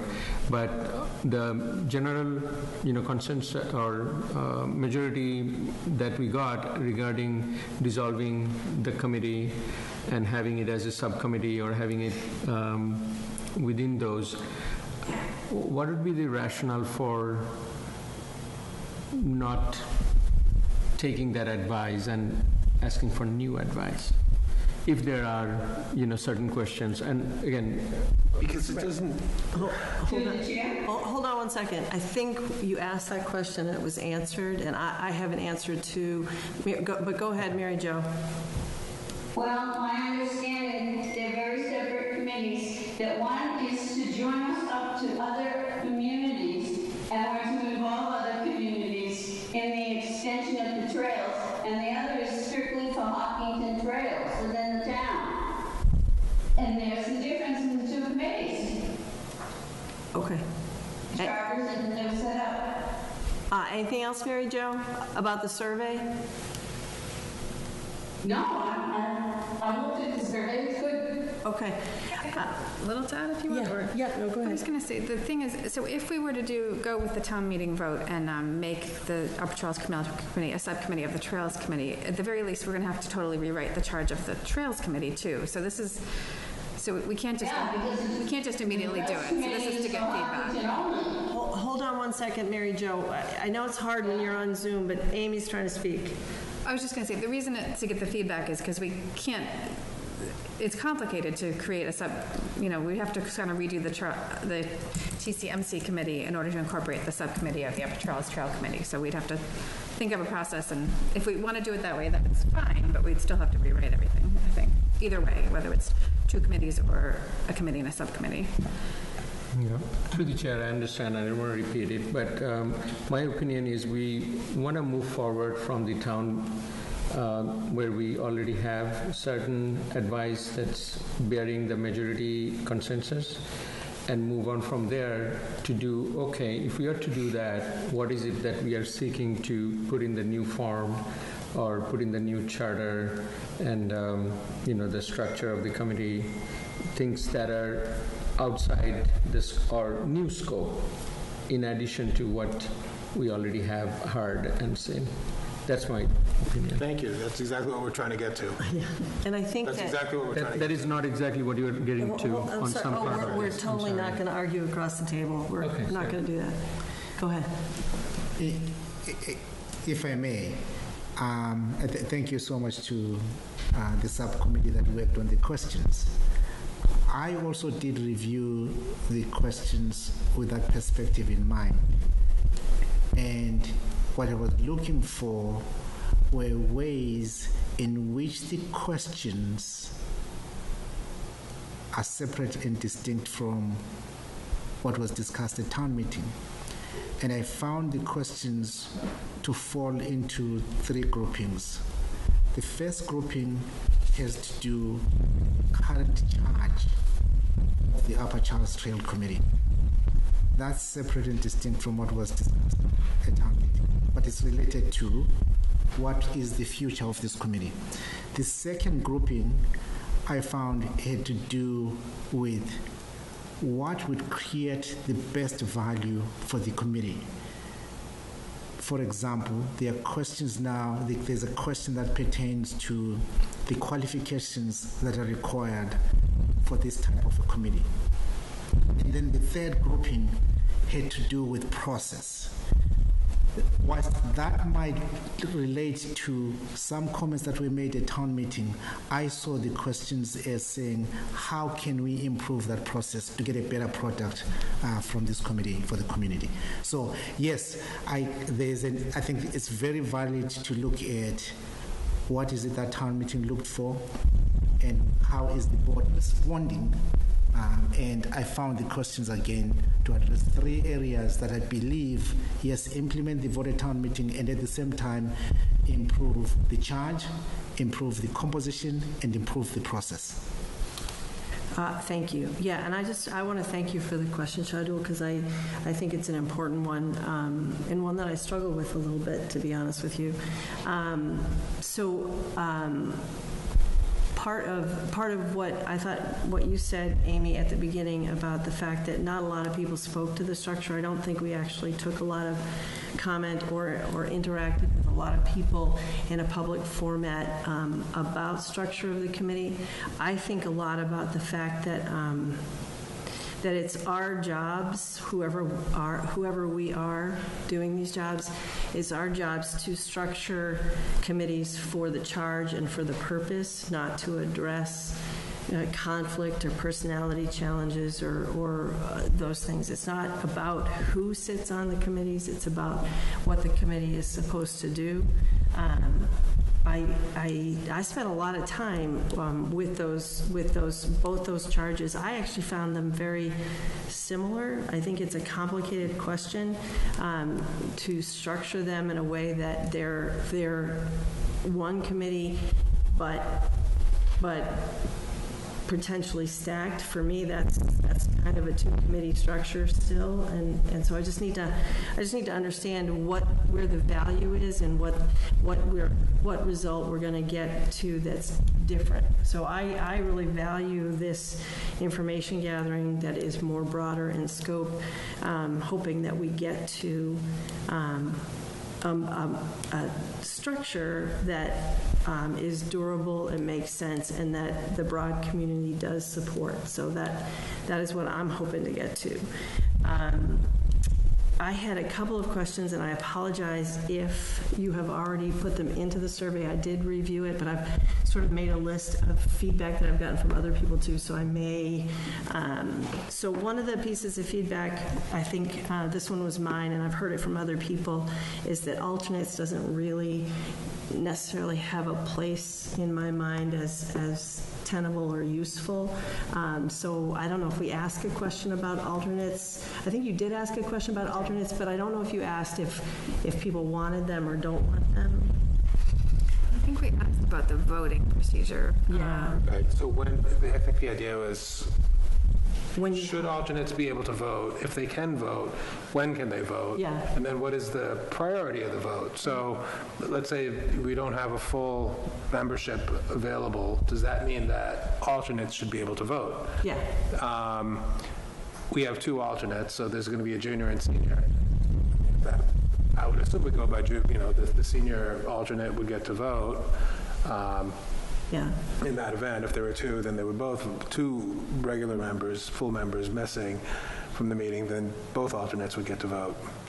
So then But that's just me thinking off the top of my head.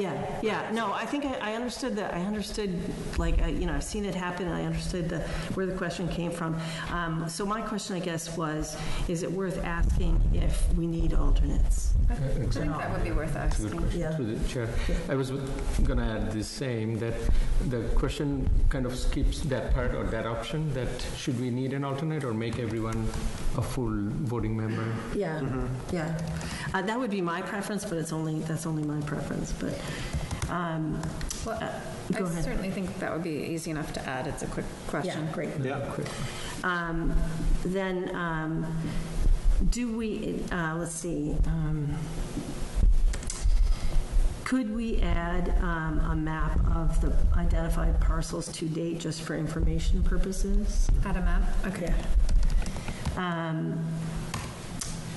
A map of the various routes, or Of the various parcels that have been identified as part of this project and are laid out already, so people see the thinking and the what we progress to have. date. Okay, yeah. Does that make sense? Yes, it does. It provides the context as well as defines the upcoming work. Yeah. I think that would be helpful. That wasn't my idea. That was somebody else's. Thank you. So would town staff be able to provide us with the best map, or is it on the website? Yes, we can provide that. I believe it does exist. Yeah. Okay. And then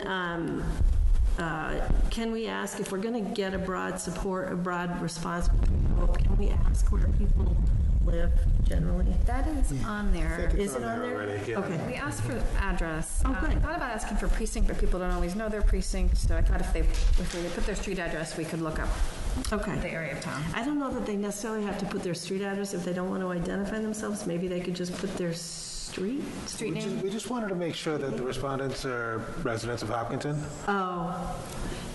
So do you think that keeps people from responding if they're identifying their address? It wouldn't keep me from responding, but I don't know. That's a good question. It wouldn't keep me from responding, but yeah, there may be some who don't want to. They could write none or something if they want. It is the way it's phrased is, what is your address? This helps us know if we are reaching residents from all areas of town. Great. So I was hoping that people would understand the purpose. I appreciate that. I think that's good. And you do have questions about trail type? Can we talk about that question? We said about the stone dust, you mean? Yeah, whatever the question was. So we said multi-use trail surface material. Should the Upper Charles Trail be paved or stone dust or a combination? And the response. But actually, it's prefaced first by, should a multi-use trail be inclusive of all uses, right?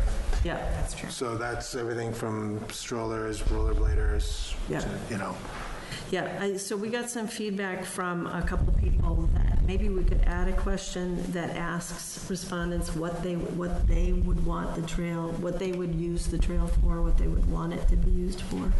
Maybe we'll get an idea of the uses that people are looking for.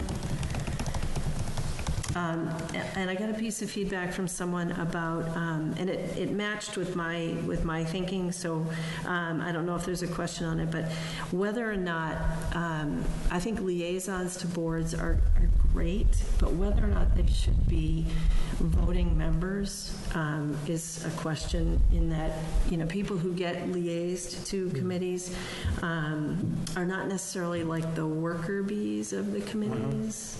And I think the liaisons are important, but should we ask a question, or should we think about whether it should be a true liaison role, or whether liaisons should be voting members, for example? The select board has a voting member. We actually had that specific question. That specific question. Excellent. So when I first joined the select board, Mr. Herr kind of gave a primer on what it is to be a liaison. And basically it was to report back to the committee, or the board that you're on, as to what has been done within the committee. This one's different, where the liaison actually gets to vote. So, I think that's a question. I think it's worth asking. We should ask, Yeah. definitely. There's a ton of work on these committees, I think about, right? Yeah. And, you have somebody from the Concom who's already doing a ton of work, and then there's a ton of work on the Upper Charles Trail or whatever committee it is. And then the last question I had, thanks for your patience with me, is do we have an open-ended question at the end? My favorite question is always, what did we not ask that is important for us to know? Sure. We do have a few open-ended, like how should the UCTC better outreach to the community? In order to move forward with solution, do you have other suggestions or comments not captured above? We could phrase it differently. No, it's totally fine. I appreciate your patience because I have been through it a couple of times. Fine. I actually have things I want to add to it too that I forgot when we were meeting, but I'll let everyone else go first. All right. Mary Jo, did you have additions or further questions? No, it's just the definitions were very different way back when they started, and we're sort of lumping it together, and I just have a feeling we're going to have in-town trails only. Okay. All right. Thanks, Mary Jo. That's what people want, and that's what I got from town meeting, is that they have no desire to go to Westboro or Ashland or Holliston or, I mean, the Milford Trail goes from Franklin through Milford through Holliston. And we should be able to hook up to that somewhere, but, it's just very different from the inception that I knew of when it first started. And that's all. So I just see what people say. I mean, I'm only one person. No, I appreciate it, Mary Jo. Shahidul, did you have more? Just a couple more. Yeah. One was regarding the liaison. I think we might want to add the Appropriations Committee. What's that? Appropriations Committee, because there are a lot of financial matters that comes in, and review might help. And along the same line, I think you had asked about the skill set or profile of the membership. Financial could be another addition there. Skill set, financial. Skill set, yeah. Yeah. And what do we need those guys for, Shahidul? just ask for $2 million. And I know I don't want to. Sorry, there was one mural we already It's okay, take your time. talked about that. And when you spend time in it and you're going back through it, it's going to be hard to... Yeah, the only other one was I, again, question the addition of this question at the end, which says, sorry, I'm looking for that question. No worries. Should the UCTC be a separate committee or a subcommittee? That was the one I was alluding to in the beginning. Yeah. I think that'll be confusing given that we heard from the town. That's Oh, so you don't want that, you don't like that question? yeah. That was the one I was referring to from the beginning. Okay. So what does the question say? It says, should the UCTC be a separate committee or a subcommittee of the Trail Coordination and Management Committee? Also, it's a direct And question. the options were a separate committee, a subcommittee, undecided, or no preference. I guess because I felt like I did not get that. I know that the question at town meeting was worded that way, but the comments didn't reflect that wording at town meeting. So we might get the exact same result. People really want it to be a subcommittee. Yeah, I think it's worth asking, but I definitely see your point. So I guess I would keep it in. Yeah, through the chair, I feel it's a little bit circling on the same and also sends the message that we don't care about sound vote. I don't think anybody's going to be convinced that we don't care. Well, then... But I'm willing to take that risk, I guess, so. Okay, is it all right with the select board? I know people are here that are interested in this, if we invite people to comment and ask questions, so if anybody... You decide. Yeah. So go ahead and come on forward, and will you remind me I have something else to say at the end, but come right up. Everybody can come up who wants to speak. I had 4 other questions I was considering. Oh, yes, all right, so that, yeah, go ahead. Yeah, but come up, go ahead and add yours. So I thought perhaps we should add a transparency question because that was mentioned a lot in the comments, I thought, at town meeting. So what steps should the UCTC take to ensure transparency, just to have check boxes, check all that apply? So, when I know they're doing, these things are already being done, so it's kind of redundant, but recorded parts, videos of all meetings, provide abutter notifications anytime a proposed trail route will be discussed at more than one meeting, post all meeting minutes on the town document management system, host a public forum once a year, use an official town huffingtonma.gov email, and then other people could add other things that they would want for transparency. I like the transparency questions. Some of those I recognize as parts of the charge, so it's important to validate them too. And then one other that came up probably after town meeting even, but should the Upper Charles Trail connect to the East Coast Greenway, which I had not even heard of till recently, but the East Coast Greenway connects 15 states and 450 cities for 3,000 miles from Maine to Florida. So it would be a yes, no, or no preference. And then I remembered at the last minute, when we did that town meeting, a survey in the open comments, some people mentioned people by name and were very derogatory comments. And I thought we should state that in advance we might redact comments that mention specific people by name, even though someone could make a public meeting request or public records request and get those redacted names. I just didn't think it made me uncomfortable when it happened at the town meeting survey. So I think that's a great point. I think it's a great idea. This is not meant to bully anyone. Right. And then a couple comments we had via email was, is rail trail the appropriate term? Because Hopkinton has sold a lot of the land that used to be the rail trail. Yeah. So should we change that wording to, instead of say, have you visited other rail trails, have you visited other multi-use trails? Would that be the better term?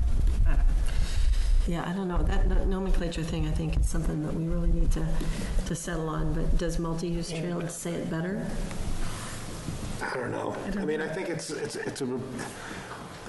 On the Milford side, it's a rail trail, right? And we're, this is in the greater context of all the rail trails in Massachusetts, the Minuteman, the Blackstone, the rail trails. So in my mind, that's what it is, but I think I can't force my will on everyone. So maybe asking the question makes sense. Maybe use both terms, rail trail or multi-use trail. Yeah. Okay, so we could say also known as, or AKA multi-use trail? Is that okay? It's okay with me. It means, I know what it means to me. I hope it means the same thing to everybody else. Yeah, well, that's the thing. It's like we all have this vision in our minds as to what it is. Yep. So. Amy, did you have any others? Those are great. I think those are my 4. Yep. Okay. Ken, please introduce yourself and go ahead. Yeah, so my name's Ken Parker, 69 Clinton Street, member of the Upper Charles Trail Committee, but open entirely as to what happens to the Upper Charles Trail Committee and to whether I'm going to be on it. But I'd just like to say that, some of these questions I think the townspeople are going to find rather arcane, having to do with committee membership. They're good questions, but they're not the same kinds of questions as two of the crucial questions, in my view, which have to do with should the multi-use trail be inclusive of all users, which is an important question, but I don't actually like it being a yes or no question, because I think, as somebody mentioned before, maybe Irfan, that the idea of what people want to use the trail for is much more important than that, in my opinion. And I don't know that you get at that from forcing people primarily to try to answer that question in a yes or no fashion. And the committee has struggled on answering this question the whole time that we've been we've been there, and there's no easy solution to that, and it is a very big problem for the committee that we do not know what the answer is of that question from the townspeople. So just how you formulate that question is going to have a big effect on what happens in the future. So I just say be careful about that. Which question is that? The one, should it be all-inclusive? Is that the question? Yes. Okay. I mean, all's a powerful word. It includes all sorts of things, Right. So then the second question about the multi-use trail surface one, what one might start out from considering is that we've got a hunk of Main Street and we've got a hunk of the center trail right now, which are of two different surfaces. So if you answer that question, then you're kind of getting at the question, do you think that those two surfaces should be changed in some fashion to be consistent with one another, or are you happy with the way they are right now? And for that reason, I think that's a difficult question too. Not to say that it isn't an important question. It's a really important question for the rest of the trail that hasn't been built. But These questions are, I think they're really tough, and it would be great if we could really get good public feedback as to what the answers to those questions are. Some of the questions that you just spoke about that aren't on the survey now, I think, are also crucial ones, like the link-ups to the Greenway, whether people primarily want it to be in town or not. Even whether it's a rail trail. So in my opinion on whether it's a rail trail, I'd say it isn't, for the reason that we can't keep to the railroad. And most rail trails can, and that has a huge impact on how easy they are to build and what you can expect them to be used for. Right. And so because we cannot keep to the to the rails because of private property, that really constrains what's possible. I think we have to take that into account. So I think that's all I have. Thanks, Ken. Thank you. It's helpful. Thank you. Here I come. Sorry to see you hobbling, but it is entertaining. Hi, just a little bit of comedy here. So I'm Amy Groves, 2 College Street, and thanks for letting me jump in here outside of public comment. Mine is really short. I've written a lot of these, and I know they're super hard to write. Something of this length and complexity, it needs a beta test, I think. And so if you could get, because this is a really good, start for them. If you could get at least 5 people, maybe 10, but 5 handpicked people, at least 3 with domain knowledge, a couple without any domain knowledge, but maybe a background in being a psychometrician or an educator who's written a lot of exams. They'll flesh out all of the logic issues and problems, because you could be here for 3 hours, I promise you, going over this. And you're going to blow your agenda. Yeah, I like that. So I don't want to hold you up in your process any, but it might actually save you time in the long run. Yeah, I appreciate that. Thank you. Thank you. Yeah. I'll be going now. Anybody else? Thanks, everybody, for their feedback. I wanted to also say, for the public's benefit, but also the board's benefit, I did ask Vazuda to post the next 2 TCMC meetings so that the select board can go if you're available. One is tomorrow. You can come up, Peter, if you guys want to say. One is tomorrow night at 7. One is not tomorrow night at 7:30. Yours meeting got posted. Mine went to Connor on Thursday last week, but did not get posted. So we have moved it. So we have moved it to the 14th. Same time, same 14th. place. So Okay. next Wednesday. So I apologize for that, but these things happen. TCMC. So my thinking was that that we could all go as long as we keep meetings, because it could potentially be our board meeting as a board in series. Like if only I go, it doesn't matter. But if we go, or if we go in series, this way we can openly converse, we can keep notes for minutes, and the public is noticed that would be potentially participating at those next 2 meetings. So one is the 14th at 7:30 in Town Hall. Correct, in lower level. And we'll have to fix that posting for us. And I then, mentioned it to Connor to have him oh, you move did? your agenda, everything to the Thank you. 14th as well. And then the second one is the 21st, the following Correct. week? Okay, so 2 weeks in a row, 14th and the 21st. And my thinking was that that it was a good opportunity to really get in conversation and get the feedback from that particular group and who's been thinking about this and working on this for some time. So. Madam Chair, I appreciate the thinking. I think it's a good idea. Let's go for that. Except on the 14th, I'll be traveling, so I won't be able to. But I'll join the 21. Great. Yeah, well, so we figured You have that we remote wouldn't links, necessarily right? be able to get everybody on You the have same remote night. links This way, for attending by Zoom? people can freely speak, right? It will be. No, I like the idea. Yeah, it was I have a on my conflict too calendar, on the of course. 14th. Okay. That's too bad. But it will be recorded, probably? I could watch? Are your meetings recorded, Peter? They're hybrid, so yeah. Okay. Okay. I think I can go on the 14th. I will double check. Okay. So I think, I feel like we're there. You can finalize the survey, and I love the idea of the beta test. And if we do that, and then Should we decide how we're going to distribute it, if we're able to do that before the next meeting and get it distributed, or what is the feeling? I would be inclined to do this one as an electronic survey, but the hope that the new committee or subcommittee would maybe consider it more about paper survey when they get together. I don't know. It's hard to do a paper survey by mail. It's expensive. I think an online survey is the way to go, personally. So I'm just going to say that we leave out a lot of people, like our seniors.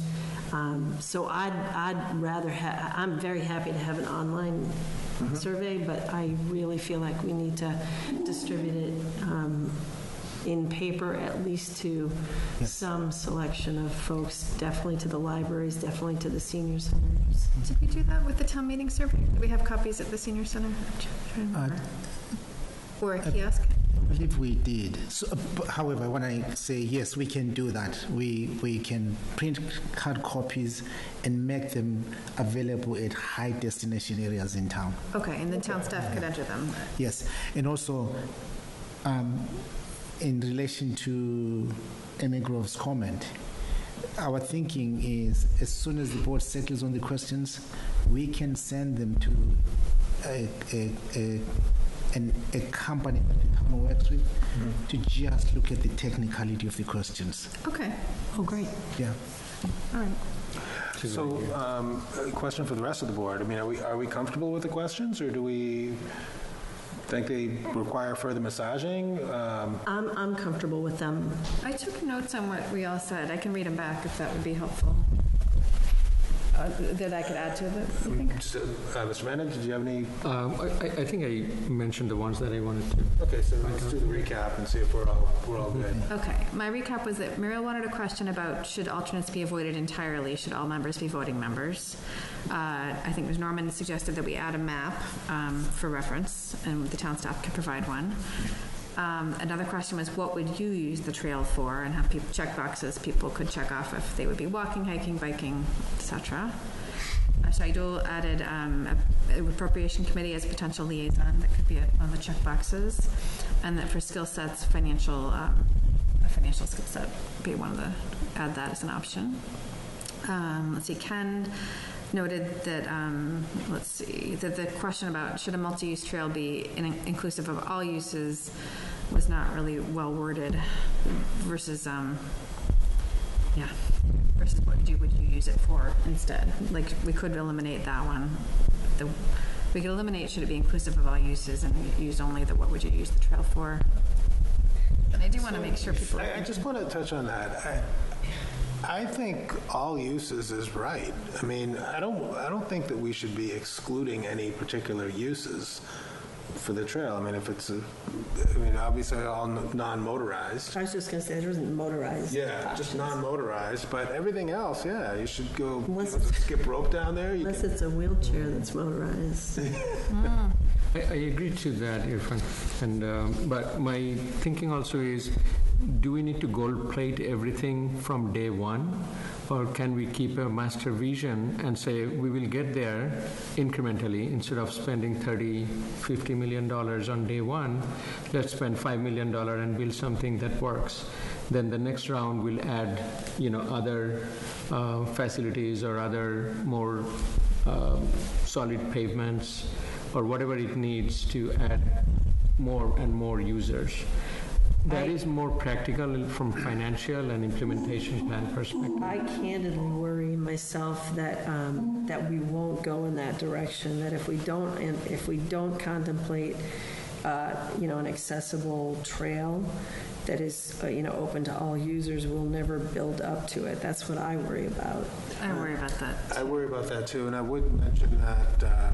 The TCMC has done a fantastic job of connecting all our trails, so there is a way to use the various trails and get to various parts of town with those existing trails. Thank you. So to clarify, I'm all for multi-use and everyone's access, but if it needs 30 years and $50 million to do that in one shot, we should think about what is the incremental value-added and practical way of implementing. That's what I'm getting at.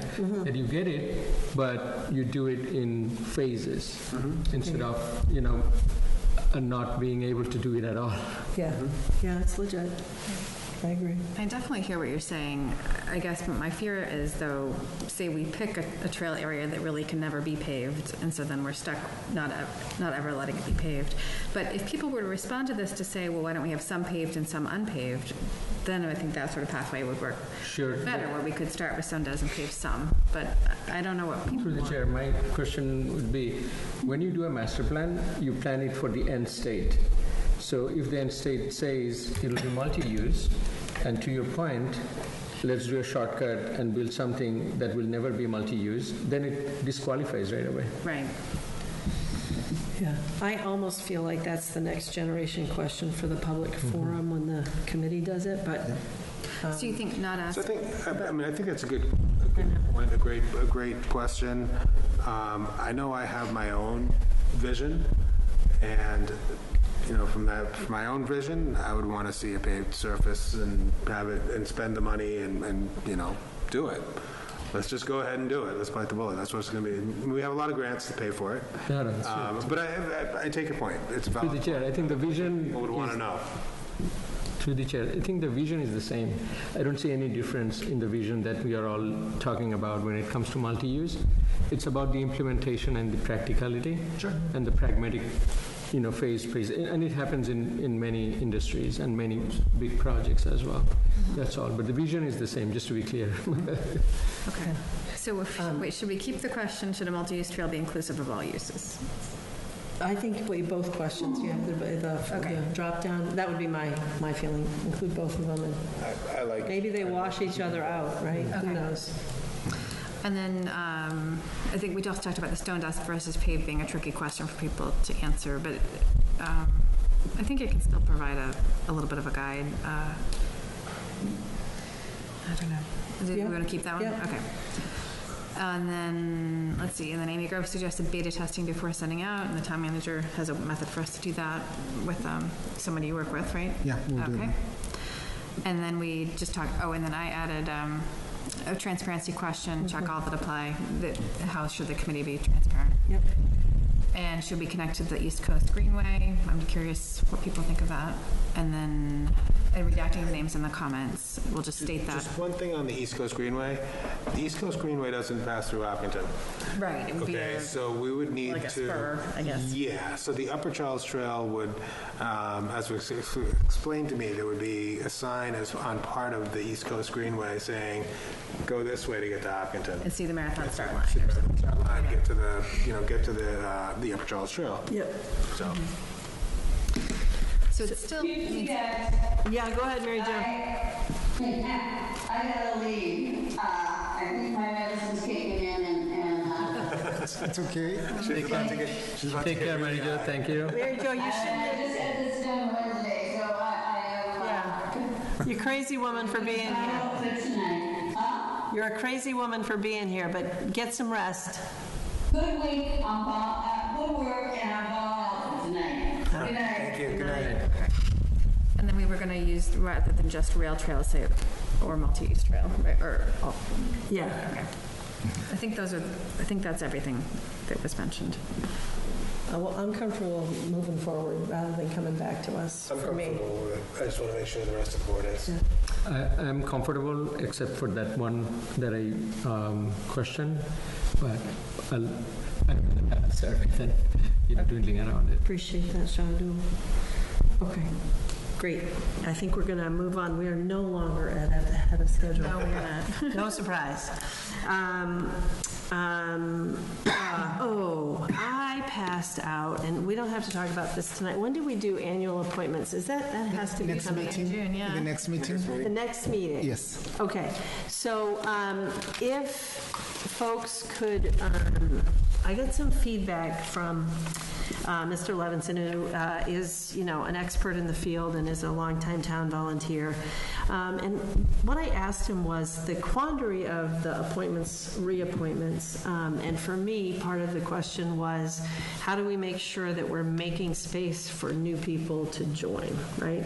And so, clearly last year, I'll just say it out loud. I'm fine with people including their resumes, but I'm not sure that necessarily speaks to me in terms of town boards and committees. It's sort of any person with any resume could be a terrific volunteer on any committee that's not connected at all to their professional experience, right?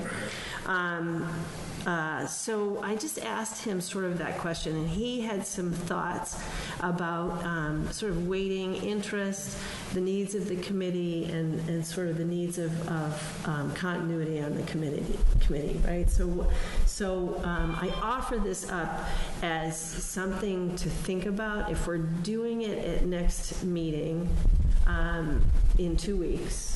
What I would ask people to do is provide one-way feedback to the town manager on what you think might be a way to approach this the best way. I was thinking in terms of it has to be simple sort of rating system. Like, how important is it to this committee that somebody is experienced and knows what this committee does and can continue the work of the committee? That kind of thing. Just have like a 1, 2, 3 rating process. But I don't know. It's an awful lot of people. It's a big system. So I just throw this into your brains to think about. And then if you wouldn't mind giving Mr. Kamala feedback, in this next week, if you're going to give feedback. Because we're going to have a process that is workable for the next meeting if we're going to change it. So it doesn't have to be expansive. Just send, your innermost thoughts on the best way to do it. And if for you the best way to do it is the resumes, and just be honest with whatever your best way is. But through the chair. So, kind of along that note, you mentioned like getting new people in. Yeah. And how do we go about getting new people in versus the experience of the existing members, right? Right. One thing that Amy and I talked about in looking at the Upper Charles Trails Committee was like reorganization. Every year, after every election, we reorganize as a select board, pick a new chair, and But like the school committee does that too, but they've had the same chair for the last 3 times. Yeah. Like, so we do that voluntarily, but we wouldn't have to.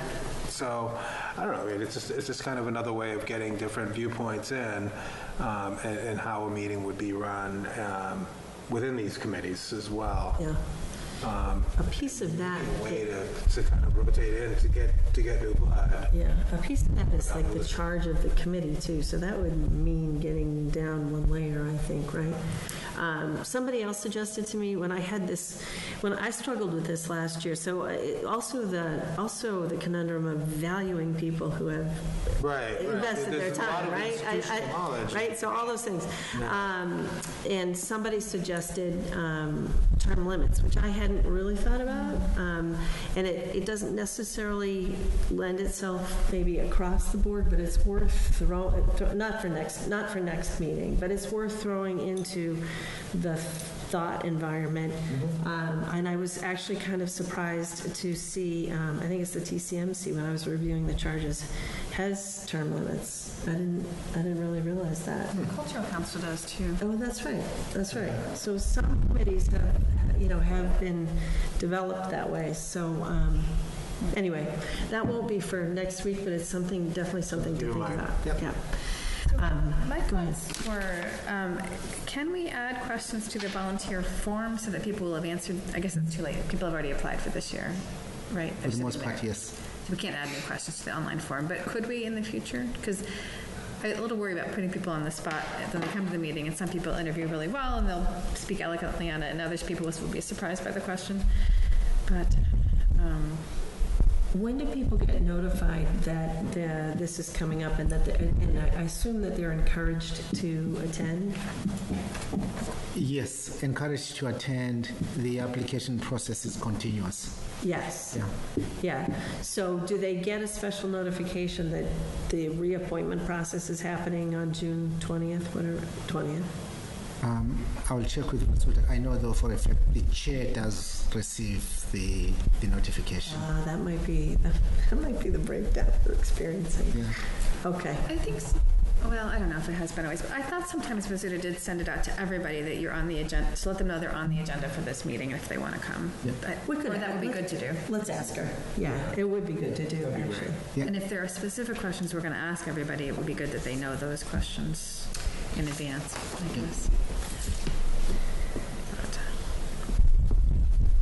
That's something to think about tonight. We could think about if people want to just have a couple of questions that people could prepare for. Well, I really like asking, are they interested specifically in this committee, or they just generally wish to volunteer? Because that way when we have a choice to make, if there's another committee with plenty of openings, that's helpful.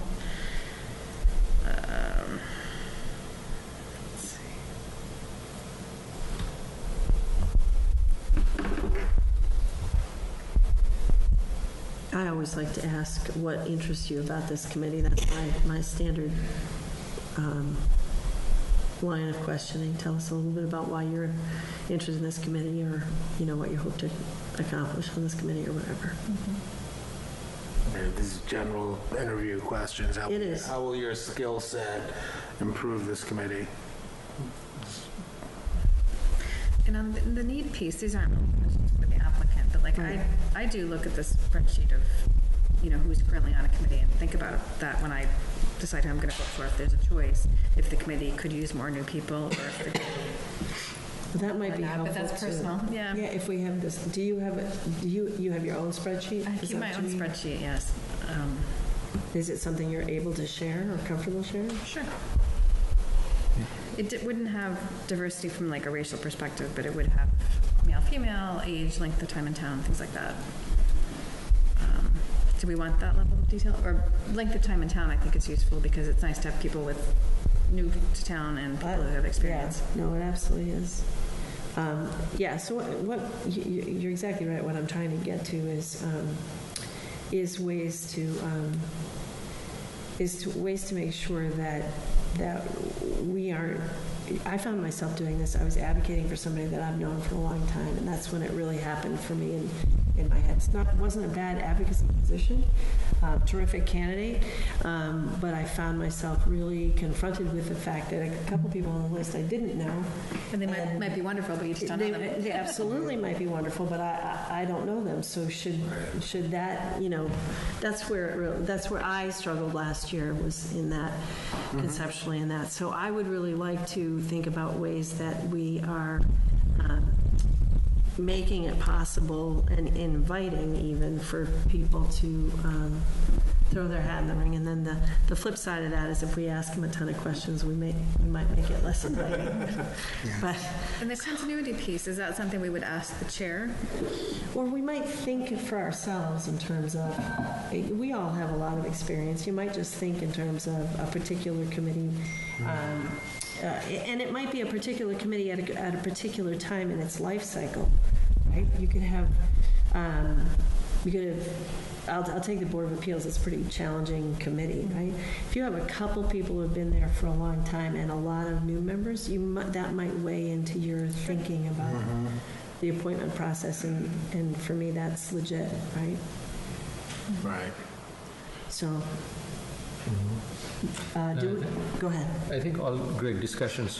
One thing we want to kind of double check or maybe add for the committee structures and committee's operational playbook or manual is how we are facilitating the retention of institutional knowledge.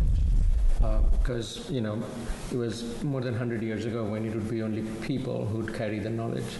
But now there are many ways we can retain the knowledge, and we have to, we want to, and we appreciate and respect everyone's contribution, and people who's been doing it for a long time has built it, and definitely we want them to contribute as long as they want, as long as they can. But at the same time, nothing lasts or goes forever. So the framework, the policy for retention, all those, I think we can think about structuring a little more, so we don't have that dilemma every time. Yeah. We That's do a good point. have a board and committee handbook that Elaine put together. I don't know if there's a section on knowledge retention, but maybe that, if not, maybe that could be added on how procedures committees could use so that knowledge is retained from year to year. All right, do we have a takeaway, a top-level takeaway? Do we want, we definitely want to make sure that Vazuda has sent emails to everybody, or that she does. Do we want to add a couple questions that people might just think about that we will likely ask, or leave it open? I think it would be nice if when Vazuda emails everybody to say you're going to be on the agenda, if she sends them these first questions in the interest section. Yeah, I think it's nice for the candidate to know what to expect. Yeah. Right? Yeah. And if they're the only applicant, we may not even ask them. But just so they're not. I think we should still like ask. A deer in headlights. Even, I mean. Well, it would take all night. We'd have to make a separate meeting for it. Well, I mean, I think the idea here is like we're appointing people that don't belong on a committee, right? If there's only one applicant and they don't belong on a committee, maybe they shouldn't be on the committee. But then leave it vacant? Sometimes you just don't know. That's a more complicated question, but I don't think it hurts to ask people at all, Yeah. right? And by extension, people who want to stay on the committee, they can just translate that into, why they want to stay on the committee. I can try to bring statistics to this 2 weeks away about each particular committee's diversity or not. I'll try. Thank you. I appreciate that. That would be amazing. Okay, town manager's report, right? On. Quick? Yes. Just a couple of thoughts regarding the last topic, if I may. Yes, please. I'm sorry. Perhaps the board may want to think about this in two ways. There are preparations for June 20th. I think the instructions are clear. We'll reach out to all existing members that are up for renewal, let them know that they will be on the agenda. And also, to better prepare for the meeting, indicate what questions may come up. Yeah. I think that's clear. Yes, that's clear. Yeah. The other suggestion I want to offer to the board is you've also discussed other very interesting aspects about managing the volunteer appointment process. I think one thing that this town prides itself in is finding ways to allow for participation, for wider voices to be heard, as well as building programs from the bottom up. Suggestion is, we've been thinking about this large forum that brings together town boards and perhaps doing what we did before, provide some training where we have different town department heads coming to share their work with the boards, bring in town council to talk about other issues that pertain to the board.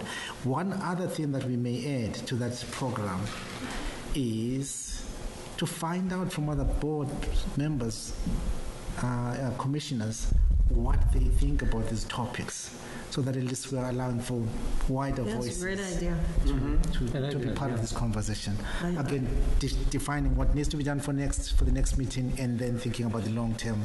Appreciate that. Yes. Yeah, I think that's a great idea. Appreciate that a lot. Town manager's report. Main Street Corridor Project. Just wanted to highlight a couple things. The work on the eastern side of the project, as we can see now, the work on the roadway is almost complete.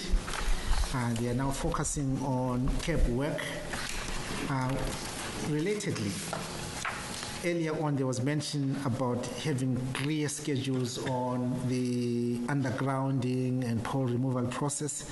We're asking Eversource to provide their schedule. They promised at the last meeting that they will do so.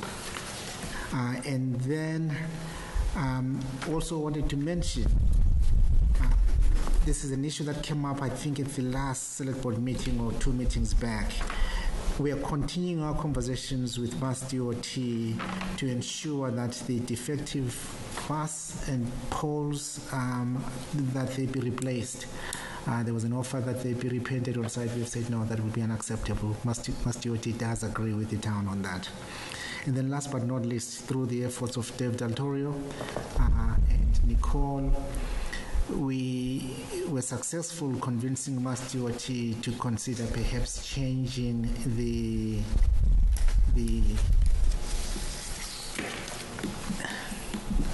ornamental work that will be done on the southerly side of the project. Previously, we had discussed and had received approval for stamped concrete to delineate the edge of the roadway and where the bike lanes begin. We have convinced Mass DOT, and they have agreed to participate in perhaps having that work be brickwork. However, we're still in discussions, haven't finalized what that might look like. We will obviously come back to the Historic District Commission for that discussion. However, they were very clear that as far as the crosswalks are concerned, we'll stay with stamped concrete. Okay, and then on the, as you heard, PFAS filtration system, we have a scheduled pre-construction meeting which was in fact today, and you may be wondering what happens at a pre-construction meeting. That's when we get into the details regarding the construction schedule, the purchasing of materials, and all the obligations that come along with coordination. MWRA, we have received comments back from Southborough on some of the concepts that pertain to the IMA. We are reviewing those comments and we'll be scheduling a meeting with Southborough in the near term. And then upper funding, I wanted to share with the board that due to recent developments in Washington, Liz Rook, the senior town accounting manager, has recommended that the town apply the remainder of the American Rescue Act funds towards revenue loss. And this is a concept that we discussed with McGovern when he was here. The final rule pertaining to the use of ARPA funds offers a standard allowance for revenue loss of up to 10 million. Remember, our grant was approximately 5.4 million, and we have 4.2 million remaining.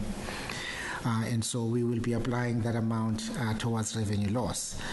The big question is, will this money be available for future town projects? Yes, we're working towards a formula that will allow that to happen. We are also pleased to announce the release of the recycled product procurement policy. I'm looking for Amy Groves. I thought she would still be here. She'll be happy to hear that. The town recognizes that waste reduction, recycling, and purchasing recycled products are very important elements of sound waste management. And so we are now requiring town departments to purchase recycled products whenever they are available at a reasonable price. Nice. Right. Very good. And I should take this moment to thank Elaine Lazarus, the assistant town manager. She's the one who worked on this price. Oh, nice. Yeah. That's it from the town manager. Okay. Thank you very much, Mr. Khumalo. Anybody have any questions or follow-up? No. Okay. I think the next thing is liaison reports or board invites. It's a good time to remind people about the Pride Parade, the Pride event. Actually, it's a big event. Sunday, meeting ramp up at 12:30. The parade itself starts at 1, but there's going to be lots of festivities and lots of special guests as well. Anybody else have any particular announcements or liaison reports? No. Go ahead. You have something? No. Oh, I was going to say, I want to remind the public, it's in our packet, but the Eversource LNG meeting is Yes, thank you. this Thursday, June 8th, at 6:30 p.m. at the Faith Church. Great. Let's see, and has that gone out on the town listserv? I can't, somebody had mentioned that it hadn't been publicized well enough, but I knew about it, so I didn't pay attention if it went out or didn't. Yeah, in fact, I did send an email late this afternoon to Josh. So you can send it tomorrow, maybe. Yeah, the forum for the attached PDF above.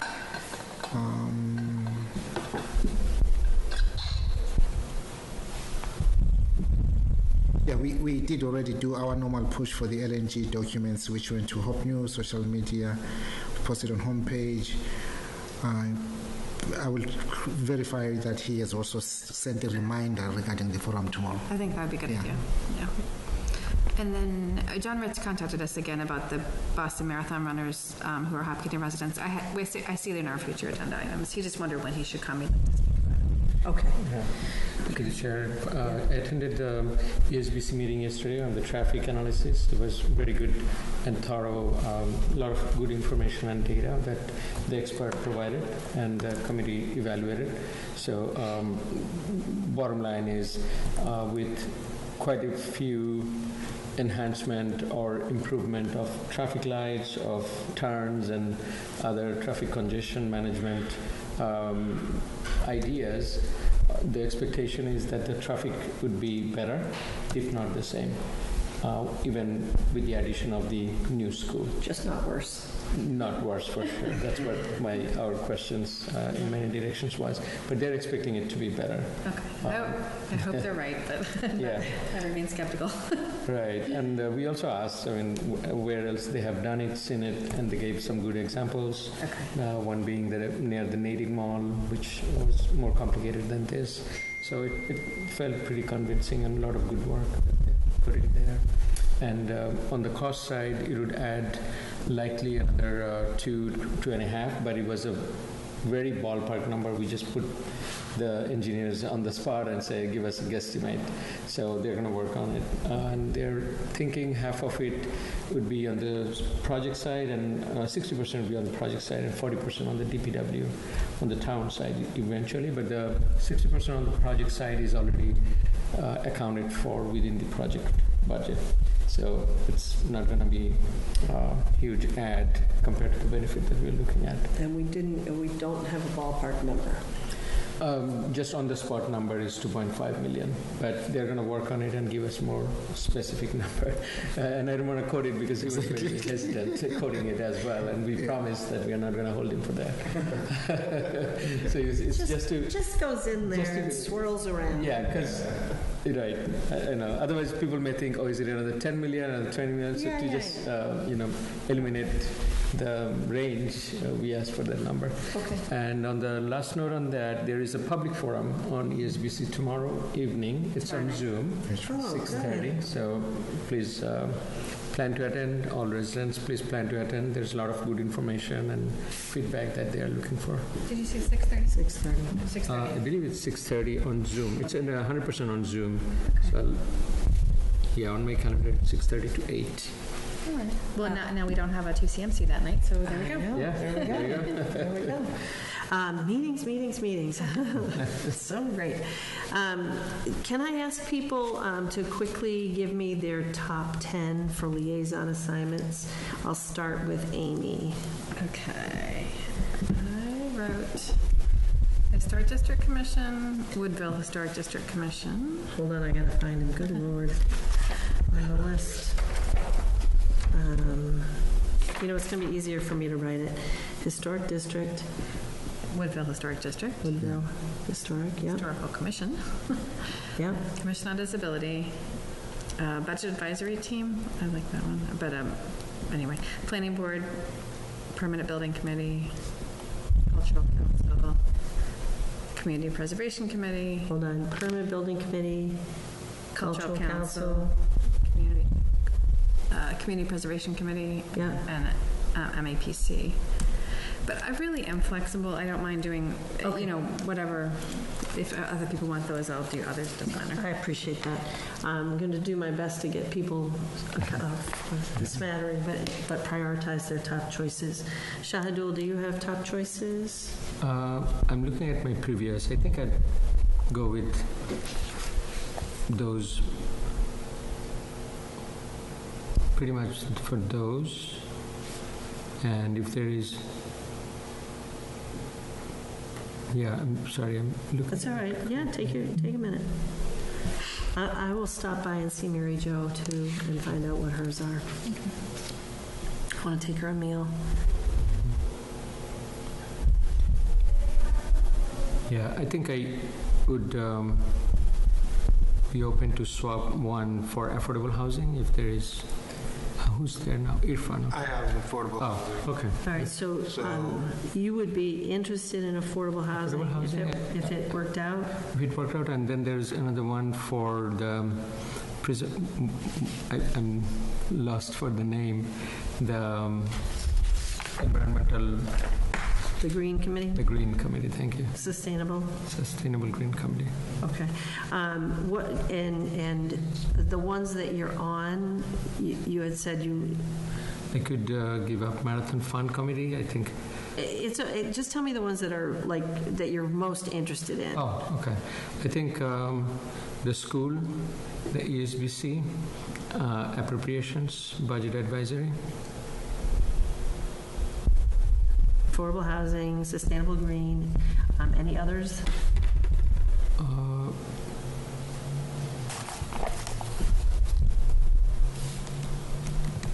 Board of Health. Oh, that could be conflict of interest there, Mr. Is there a voting liaison? But no, I'm open. Okay. But those are your priority choices. I think so, yeah. Okay. How about you, Irfan? So, I pretty much stick with what I have. So, going through the list, Conservation Commission, Permanent Building Committee, Cultural Council, School Athletic Fields. So, Irvine Daddario. That's not been active lately, right? It hasn't been active, yeah. So one thing I wanted to kind of put out there is the BAA liaison there, right? Yeah. That seems to be pretty prized liaison assignment, right? I've had it now for 2 years. And I think just throwing this out there, but as the policy of the select board, would it, in the interest of fairness, have that be something that rotates? I think it's a good idea. I know that previous liaisons have been like, no way, I'm not giving that up. We're not previous liaisons. We're not. I'm just thinking in the interest of fairness, though. Yeah. Because it's a neat gig. Yeah, nice. I appreciate that. And I want to stick with the Upper Charles, but with the baby around, my time is really limited, and it seems like this is becoming a heavier lift than it previously has been. Yeah. I'm willing to keep doing it, but okay. Just throwing that out there. Okay. All right. Awesome. So I'm going to do my best to make sure everybody gets a selection of their most, items of interest, and I'm just going to know that we'll probably be fine with a couple that are on there that we have to make sure we cover everything. And I am going to stop by and see Mary Jo. I'll look through the list for myself too a little bit, and then just try and make sure that we at least get 2 or 3 or 4 choices that are really the ones that interest us. Sure. Okay. I don't think anybody's going to vie for the historic style for you. I didn't want to last year because I took on Fire and Police. Yeah. So, Anyway. Good. Okay. And then I said that I would go through the list of future agenda items, which I did not do, but I will do for next time. I printed it out even, or actually Mr. Kamala printed it out for me. And we'll have a refined list for next time to look at. I think next meeting, it just sounds like it's going to be busy with appointments and the water sewer rate hearing. So won't promise to have the list to discuss at that meeting, but soon, in the next couple of meetings. Sure. Okay, it's our favorite time of the night, I think. I move to adjourn for tonight. Is there a second? Okay, and we are no longer have a member on remote, so all those in favor say aye. Aye. Any opposed? It's a wrap. Thank you. Thank you. There's a lot of signature.